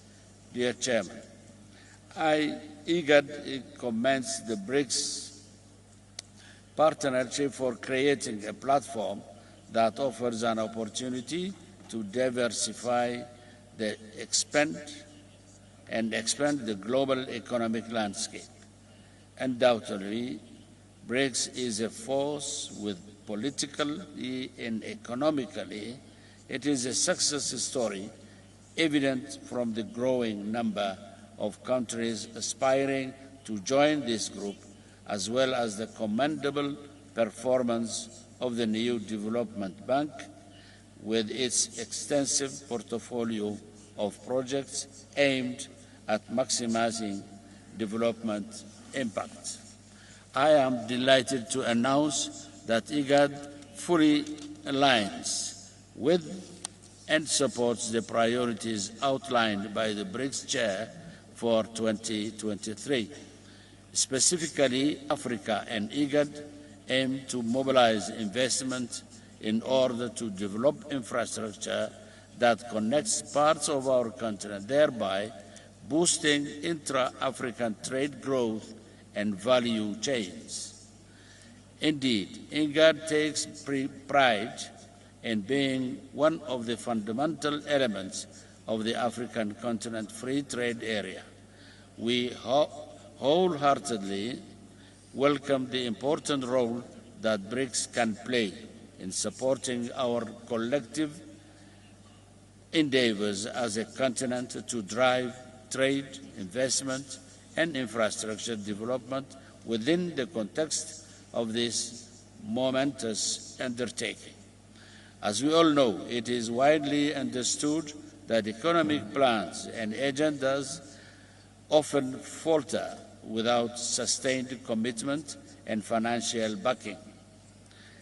Therefore, we warmly embrace the opportunity to further explore and expand upon some of the ideas and decisions that were discussed during meetings of BRICS Africa Outreach BRICS Plus Dialogue in 2013 and 2018. We sincerely hope that the establishment will extend its support to Africa's effort in bridging the enormous infrastructure gap across our continent. According to data from the African Development Bank, Africa requires an annual investment of $170 billion for comprehensive infrastructure improvements. The combination of external shocks that have disrupted progress in many countries, along with high borrowing costs and increasing debt service obligations, has made it challenging for our economies to attract new financial resources. Africa, with its resources, youthful population, and untapped potential, has become a symbol of hope and opportunity.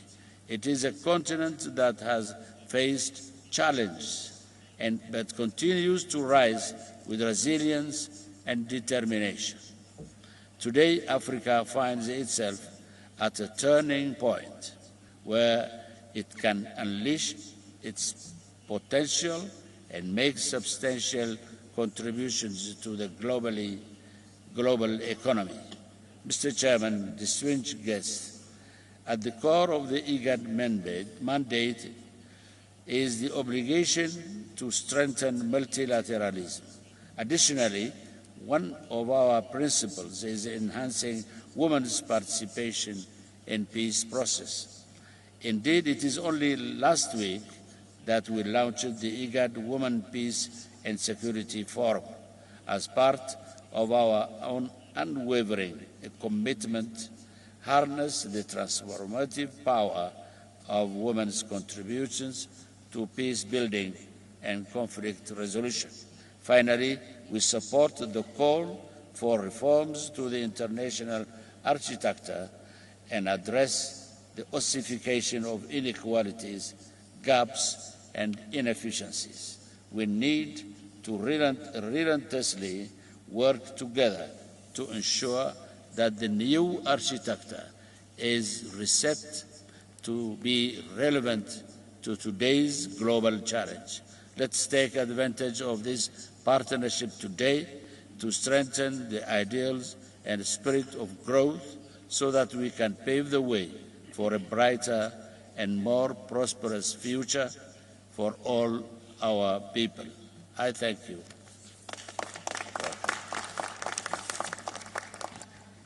Thank you, President.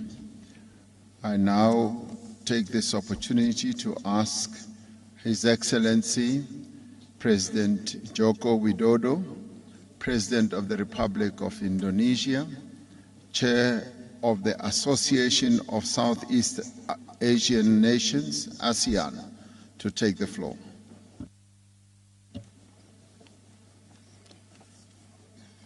Terima kasih Presiden Ramaphosa. Yang mulia, dunia saat ini seakan bergerak tanpa nahkoda, seakan bergerak tanpa kompas yang jelas. Perang dan konflik telah menyebabkan tragedi kemanusiaan. Krisis pangan telah mengakibatkan puluhan juta orang jatuh miskin. Belum lagi ancaman perubahan iklim yang mengintai umat manusia. Dari pandemi kita telah diajarkan bahwa krisis global tidak akan bisa selesai kalau kita bekerja sendiri-sendiri atau oleh sekelompok negara saja. Dibutuhkan kolaborasi dan solidaritas bersama untuk mengatasinya. Kehadiran saya hari ini bukan hanya sebagai pemimpin Indonesia, tapi sebagai sesama pemimpin The Global South yang mewakili 85% populasi dunia yang menginginkan win-win formula. Kehadiran saya di sini juga didasari keinginan untuk terus menghidupkan spirit Bandung yang masih sangat relevan sampai saat ini, di mana soliditas, dan kerjasama antar negara berkembang perlu terus diperkuat. Yang mulia, sebelum kita membahas berbagai kerjasama, ada satu hal mendasar yang harus kita sepakati. Semua dari kita harus konsisten menghormati hukum internasional dan hak asasi manusia.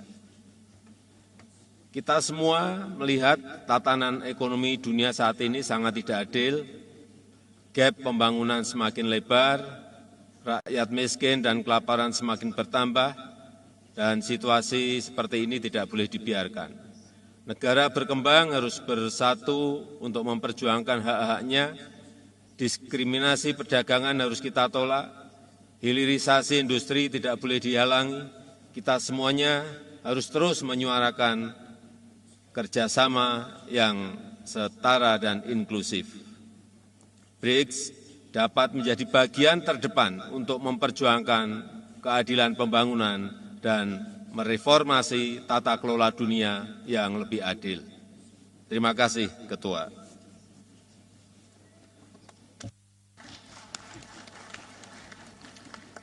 Thank you, President Widodo. I now call upon Mr. Kasim Jomart Tokayev, President of the Republic of Kazakhstan and the Chair of the Shanghai Cooperation Organization, SCO. Mr. President Cyril Ramaphosa, dear heads of delegations, thank you, Mr. President, for your invitation to this BRICS Plus dialogue. Today's summit can significantly bolster the role of the BRICS and will help tackle a range of urgent global challenges through open dialogue and mutual understanding. This summit takes place against a backdrop of mounting tensions in the international arena, marked by extensive political pressure, confrontation, and widespread use of sanctions. Therefore, as the current chairman of the Shanghai Cooperation Organization, I wish to share our vision on the prospects and converging interests of cross-regional collaboration. The SCO's increasing role is widely acknowledged today.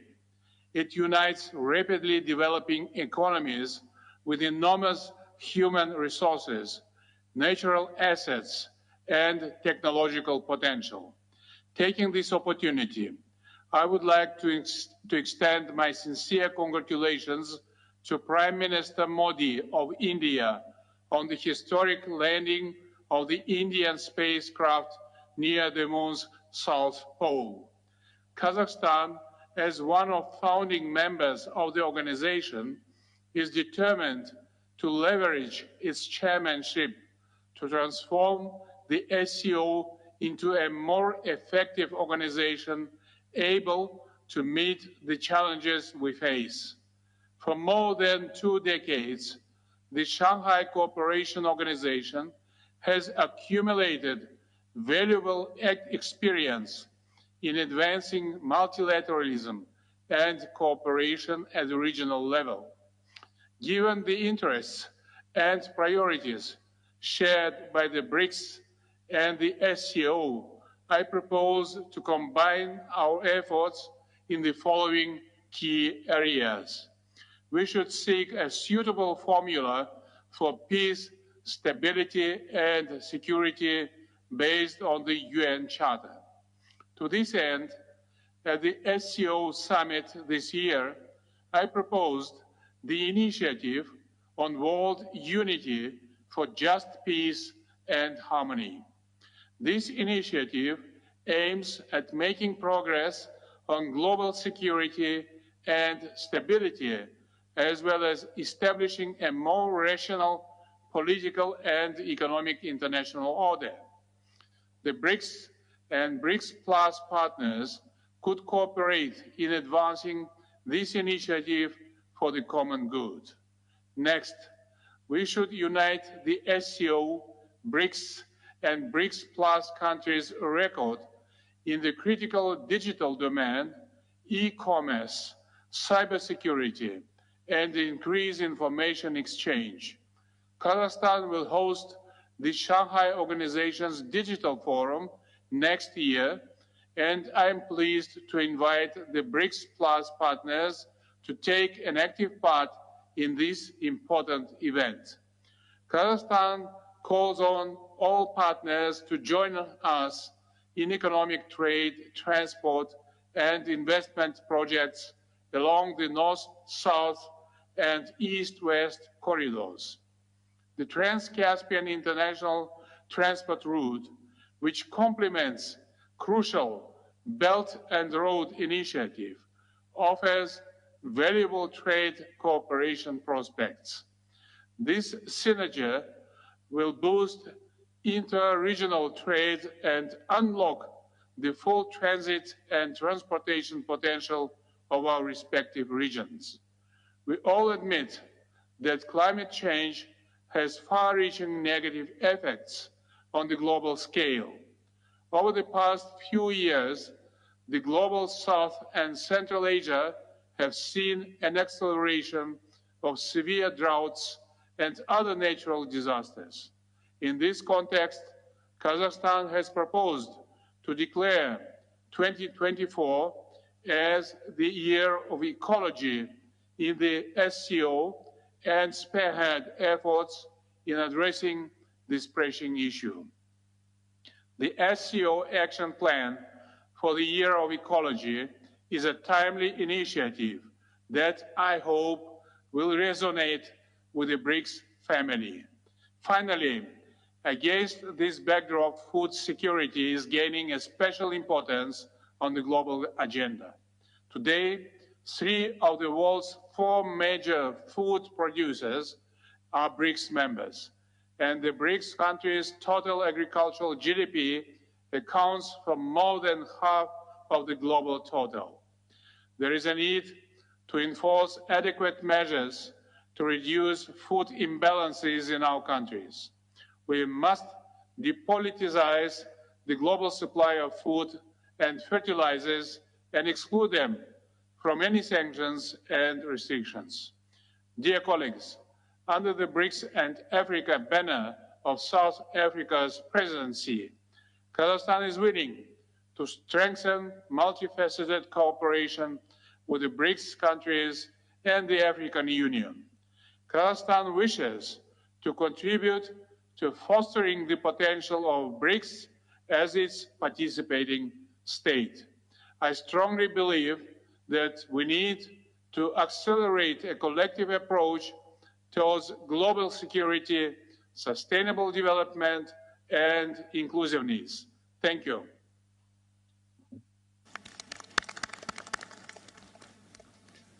Thank you, President Tokayev.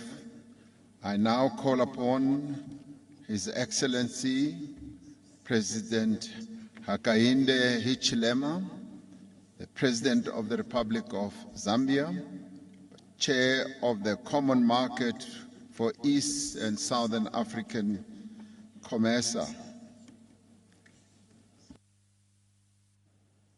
Thank you very much, President Ramaphosa. Due recognition to you, other BRICS leaders, excellencies, heads of state and government, and all the dignitaries that are here from all our countries that are present or represented, and other organizations, UN, fully recognized. Thank you. First, let me congratulate President Ramaphosa for hosting this BRICS summit and inviting many of us to the summit. Thank you, President Ramaphosa. I also wish to effectively and firmly endorse the importance of this summit in providing us with an enhanced opportunity to work with the BRICS countries to be able to support our developmental agendas in our individual countries, regions, continent of Africa, and elsewhere. Mr. Chairman, we wish to express our appreciation that this forum provides to enhancing our partnership and in fostering development, as I said. And because of the importance of this platform, Mr. Chair, I simply want to express what we believe are critical. As Zambia, COMESA countries, we see this as a rare opportunity to address the challenges we've kept on talking about for a long time and on many platforms. One, that we need to reform the global order, in particular to address the inequities associated with critical ingredients to development, such as capital. The cost of capital is what I'm talking about. Africa, as we have already acknowledged, pays a higher cost of capital than any other on the globe. Certainly, the BRICS platform could and should be used to work through, to expedite the reform processes around this issue, which is inhibiting development, which our young populations much need to create opportunities for education, health, business, work, as it were, and other life-improving activities. Secondly, Mr. Chairman, to address access to technology. Access to technology so we can then engage in the genuine and mutually beneficial partnerships which we keep talking about all the time. Partnership that would deliver value for all our economies, our regions, continent of Africa, as well as obviously contribute positively to world global economic success, which is important because global success, Mr. Chairman, it cannot be talked about in isolation. You can't call a global success to be there or delivered when a lot of countries are left behind, yet they are richly endowed with resources. So when we look at these opportunities, we look at the total resource envelopes that we all bring to the table, capital at a fair price, technology, of course at a fair price, but also the resource endowments such as critical minerals that are important to the industry of the future, EV industry, for example.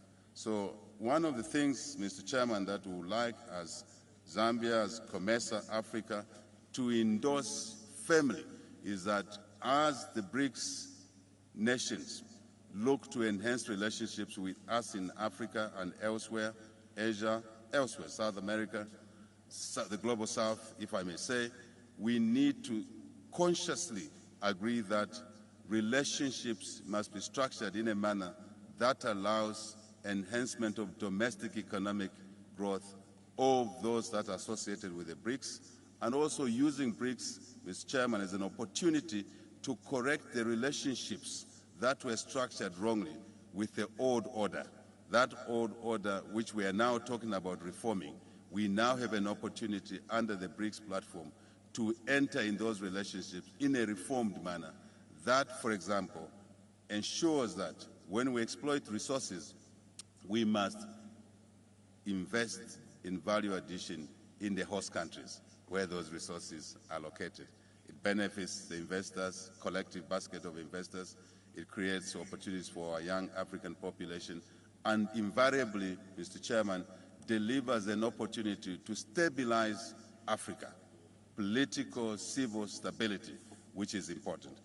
I want to conclude in the interest of time, Mr. Chairman, to reiterate the fact that we now have an opportunity, once again, the globe has an opportunity once again with the BRICS platform to work together to realize the enormous opportunities within BRICS, Africa, Asia, South America, Global South, let's call it that, that would deliver mutual benefits for all our individual countries and, of course, the continent. No question about that. Mr. Chairman, all of this should happen in the environment of peace, security, and stability, once more, in our individual countries, regions, Africa, continents, elsewhere, and the global community. Thank you very much. Thank you, President. I now call upon Mr. Musa El-Koni, representing the Arab Maghreb Union. Please take the floor.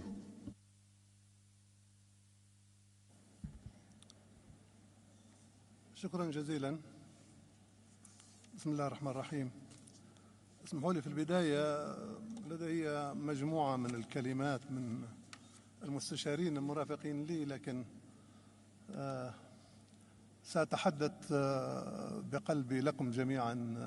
سأسترجع الكلمة لأن هذا الحدث هو هام وتنتظره شعوبنا منذ فترة طويلة، كما أشار السيد رئيس إندونيسيا بأن مناطقنا أو عالمنا كان يفتقد إلى القادة، وهذه المجموعة الخمس والتي تمثل القادة الجدد لدولنا عليه. هذه تعتبر منطلق هام جدا ممكن البناء عليه وتخرجنا من الأزمات التي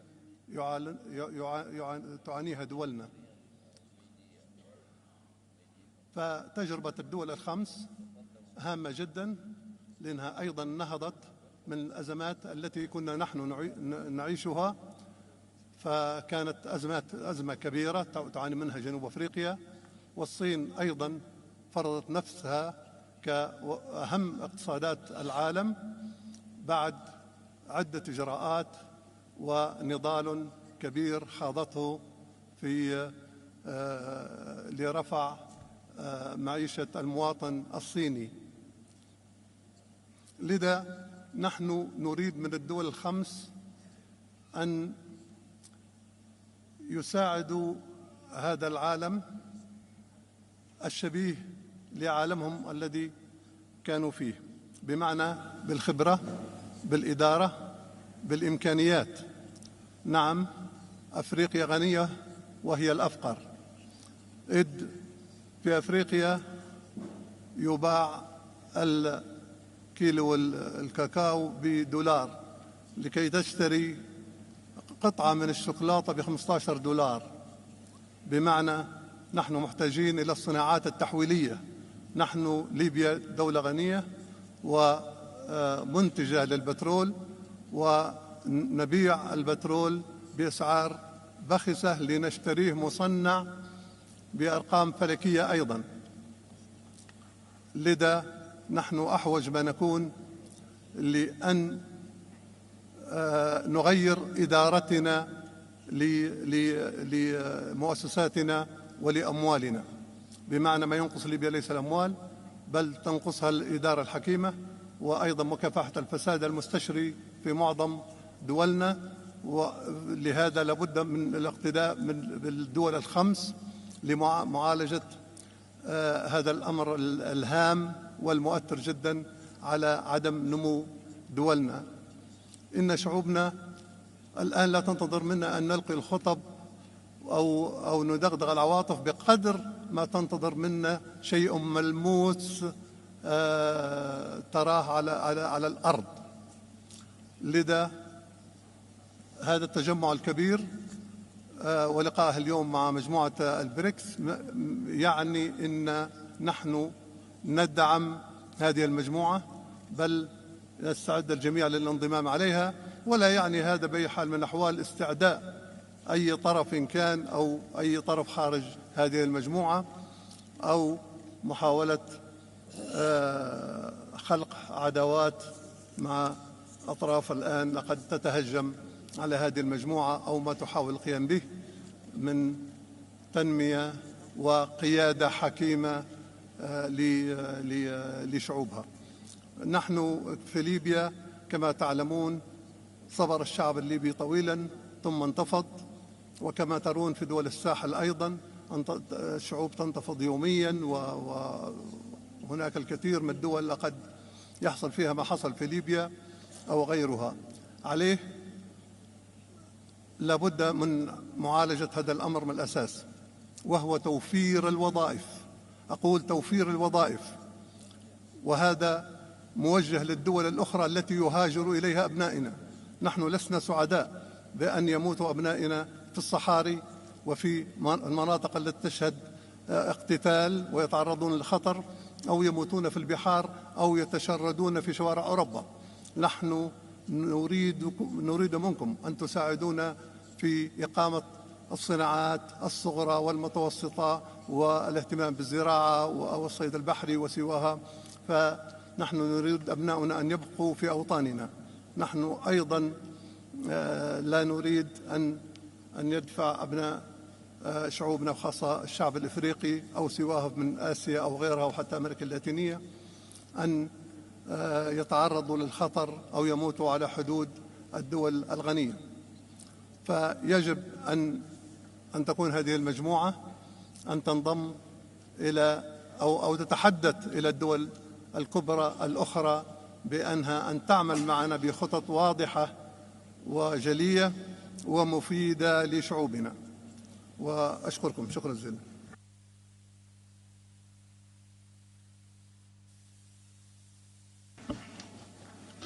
Thank you very much.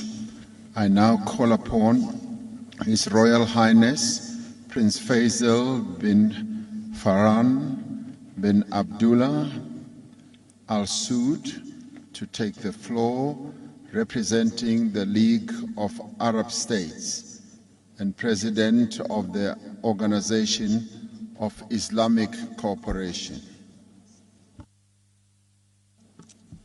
Thank you, Chair. بسم الله الرحمن الرحيم، والصلاة والسلام على خاتم الأنبياء والمرسلين فخامة الرئيس سيريل رامافوزا، أصحاب الفخامة والمعالي، السلام عليكم ورحمة الله وبركاته. بداية أود أن أنقل لكم تحيات سيدي خادم الحرمين الشريفين وصاحب السمو الملكي ولي العهد رئيس مجلس الوزراء حفظهم الله، ونعبر عن تقدير المملكة للجهود المبذولة من قبل فخامة الرئيس سيريل رامافوزا لاستضافة وإنجاح هذه القمم، وعلى ما لقيناه من حسن الضيافة وحفاوة الاستقبال. تثمن المملكة الدور الذي تطلع به دول المجموعة في صحة الاقتصاد العالمي من منطلق ما تتمتع به من مقومات استراتيجية، ونتطلع في المملكة لأن تمهد القمم المشتركة لبحث سبل تعزيز التنسيق والتشاور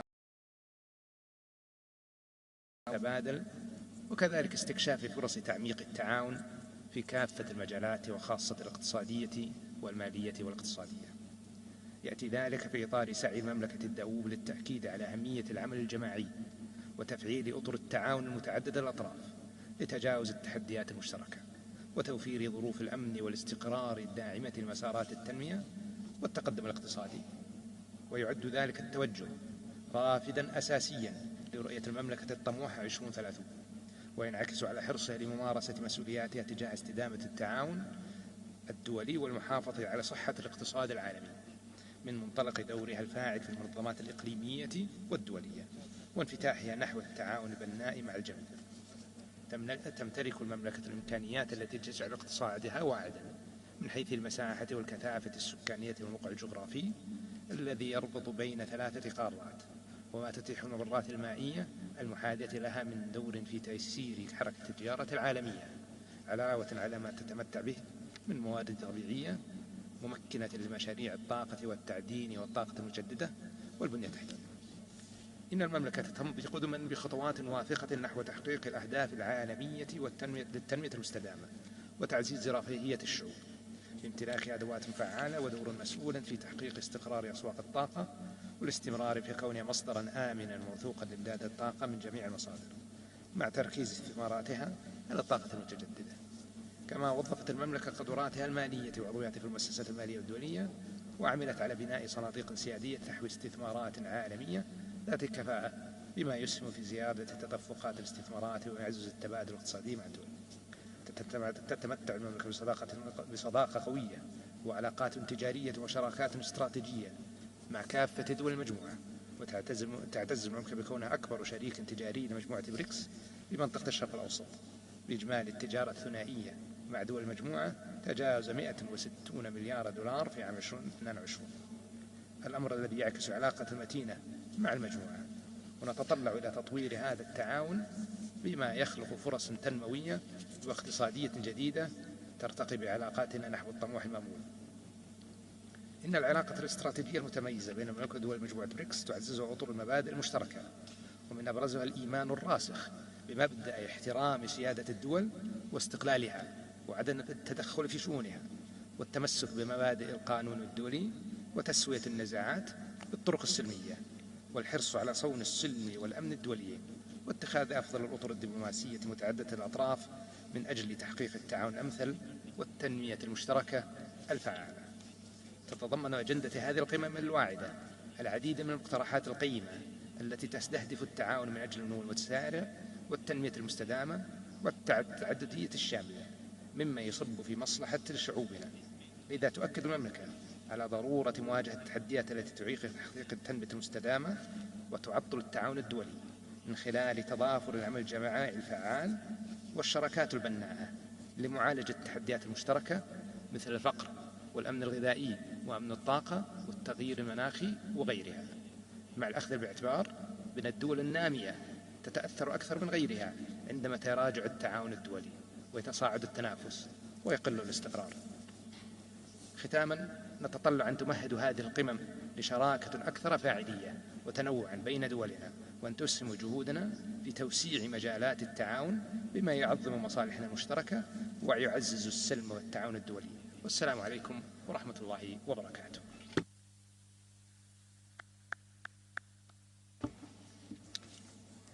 Thank you, Your Royal Highness. I now call upon His Excellency Ms. Dilma Rousseff, President of the New Development Bank.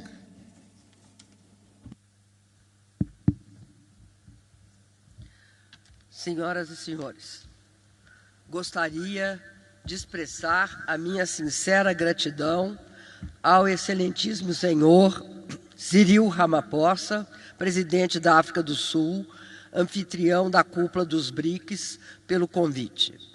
Quero saudar o excelentíssimo senhor Luiz Inácio Lula da Silva, presidente da República Federativa do Brasil.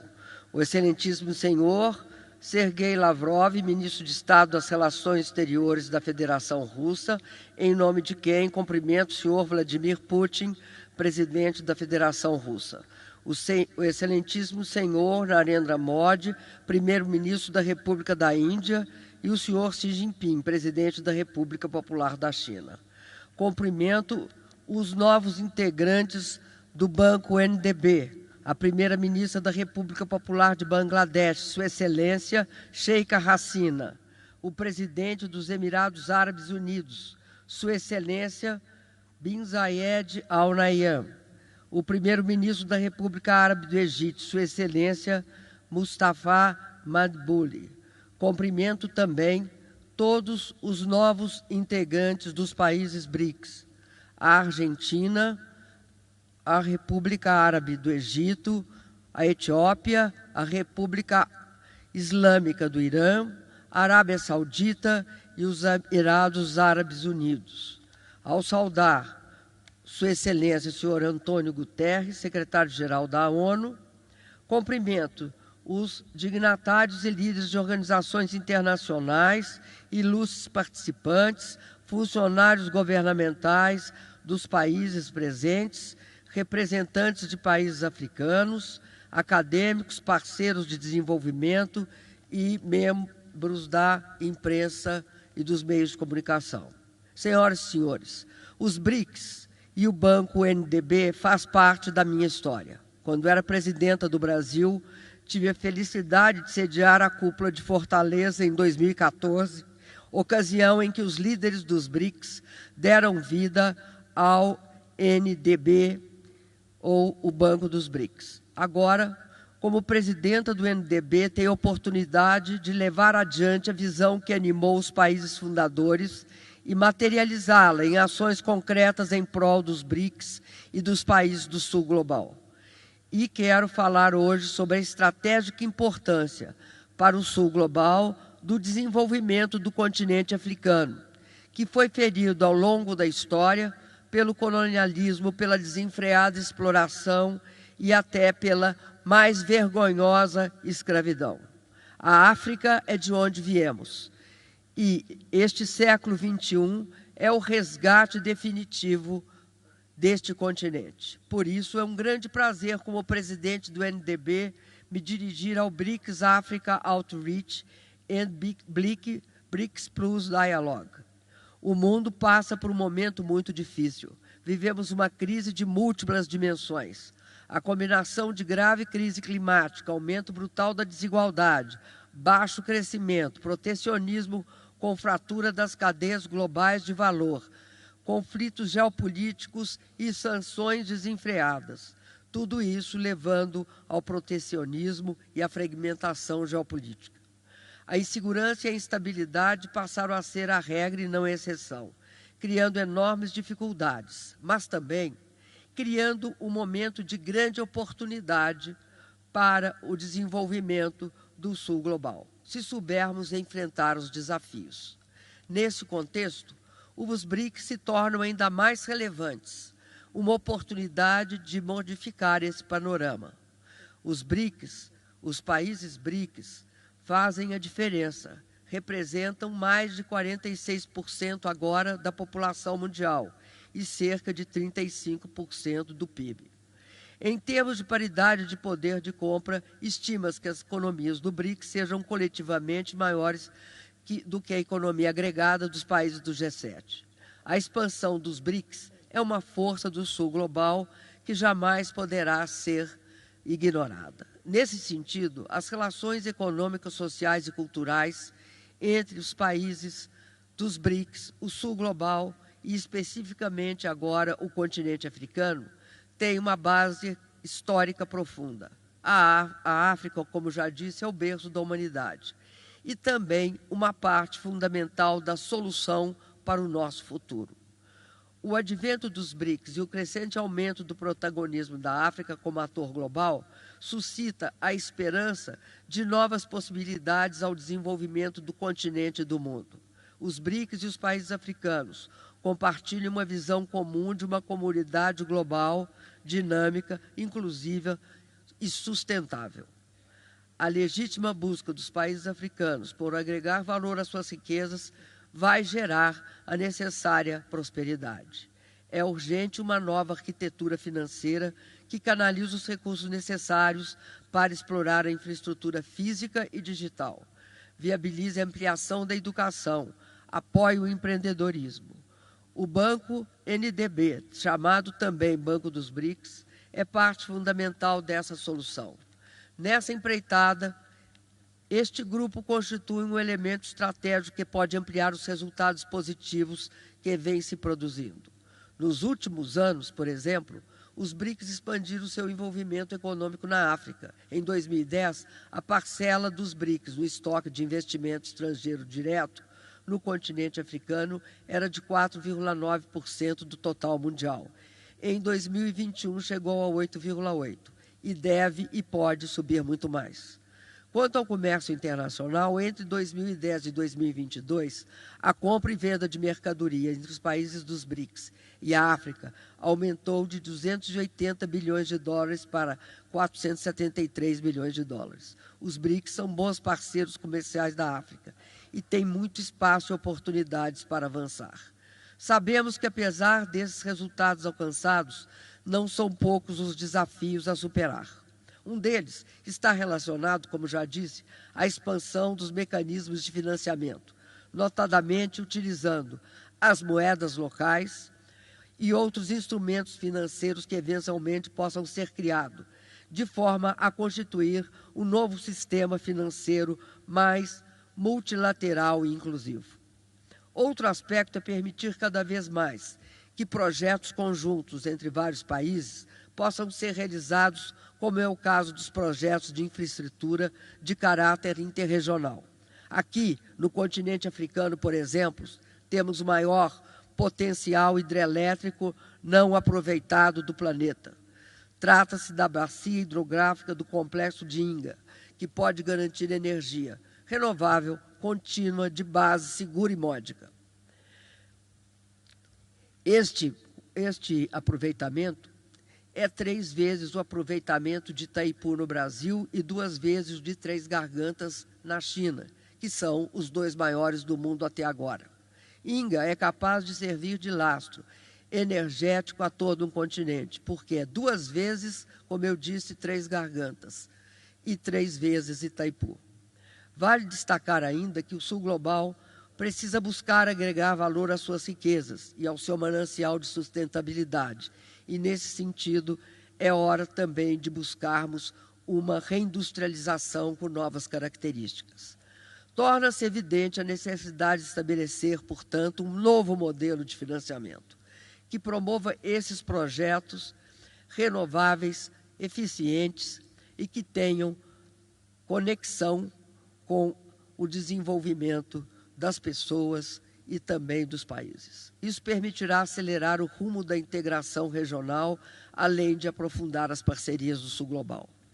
As plataformas multilaterais, como o Banco Asiático de Investimento em Infraestrutura, o Banco Africano de Desenvolvimento, o Banco Islâmico de Desenvolvimento e o NDB, por exemplo, são estratégicas na busca de um reequilíbrio mais justo e inclusivo da ordem financeira internacional. O MDB é o primeiro banco de desenvolvimento criado por e para economias emergentes. As prioridades do NDB estão alinhadas com a Agenda 2063 da União Africana. O NDB apoia projetos que reduzam as desigualdades sociais e de gêneros, garantam acesso aos serviços de saúde, educação e moradia e contribuam para melhorar os padrões de vida das grandes comunidades de pessoas excluídas que ainda existem nos países do Sul Global, na África, na Ásia e na minha América Latina. Mais uma vez, quero dizer, sinto-me profundamente honrada por ser presidenta do novo Banco de Desenvolvimento e por estar aqui na África. Estamos juntos para trabalhar pela redução das desigualdades, a geração de empregos, o crescimento econômico dos países membros. E nós sabemos que desenvolvimento só tem sentido se for sustentável e inclusivo. O NDB tem o potencial de ser um líder no financiamento de projetos que abordem os desafios mais urgentes dos países do Sul Global aqui, hoje, em especial no continente africano. Estou confiante de que juntos podemos realizar esta visão e esta missão. Muito obrigado. Thank you very much. We now move forward to a statement by the Vice President of the African Development Bank, Mr. Solomon Kino, who will take the floor. Thank you very much, Your Excellencies, leaders of the BRICS nations, Your Excellencies, leaders from across Africa, Your Excellencies, leaders of the Global South, all other dignitaries. I'm here representing President Akinwumi Adesina, President of the African Development Bank Group, who unfortunately could not attend in person because of extenuating circumstances. So I will therefore read the following statement on his behalf. The theme, BRICS in Africa, Partnership for Mutually Accelerated Growth, Sustainable Development, and Inclusive Multilateralism, could not be more appropriate. In a world that is moving and changing at hyperspeed, growth and development require the proverbial village working in tandem. So within this context, the African Development Bank, in conjunction with several partners, is innovatively addressing Africa's critical development challenges, well articulated in the African Union's Agenda 2063, and also being prioritized within what we call the African Development Bank's strategic high five priorities, which are 1, to light up and empower Africa, to feed Africa, to industrialize Africa, which we have been talking about today significantly, to integrate Africa, and also to improve the quality of life for the people of Africa. To date, more than 350 million Africans have been impacted positively from the Agenda 2063 being implemented through the strategic high five priorities of the African Development Bank. As a continent, we've had to contend with a simultaneous triple C's. That is COVID, conflict, and climate change. Let me talk a little more about climate change. While Africa has contributed the least to greenhouse gas emissions, as the UN Secretary General mentioned, it bears an inordinate burden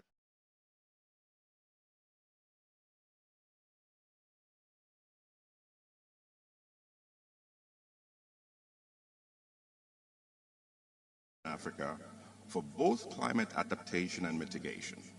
For example, we are implementing the $20 billion Desert to Power program that would deliver 10 gigawatts of solar power to over 250 million people across the Sahel. It was also good to hear the president of the New Development Bank talk about Grand Inga, but there's also Inga 3. Africa has huge hydro potential. Even in Zambia and Zimbabwe, we also have the Batoka projects. These are projects in which the African Development Bank has been leading in the project preparation, and we're very open to partnership with the New Development Bank, and also we welcome a Global South solution to implementing these projects, in an expeditious manner. But public sector alone is not going to solve the development challenges in Africa. Private sector has a strong role. This is why in 2018, the African Development Bank founded an innovative and highly acclaimed Africa Investment Forum, which to date has mobilized investment interest in excess of $142 billion.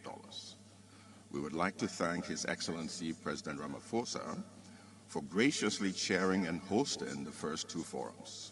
I take this opportunity to invite all of you to this year's forum in Morocco on November 8th to 10th. We continue to provide leadership as the African Union's anchor institution on the goal of integrating Africa. We have built several thousands of kilometers of cross-border roads and electricity transmission lines, and are also investing in railways and waterways.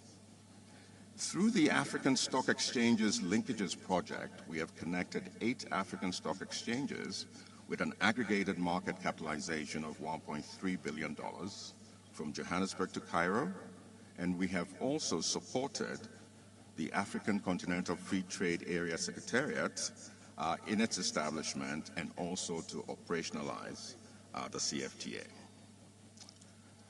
For decades, I've remained adamant: no bird can fly with one wing. Likewise, nations and institutions.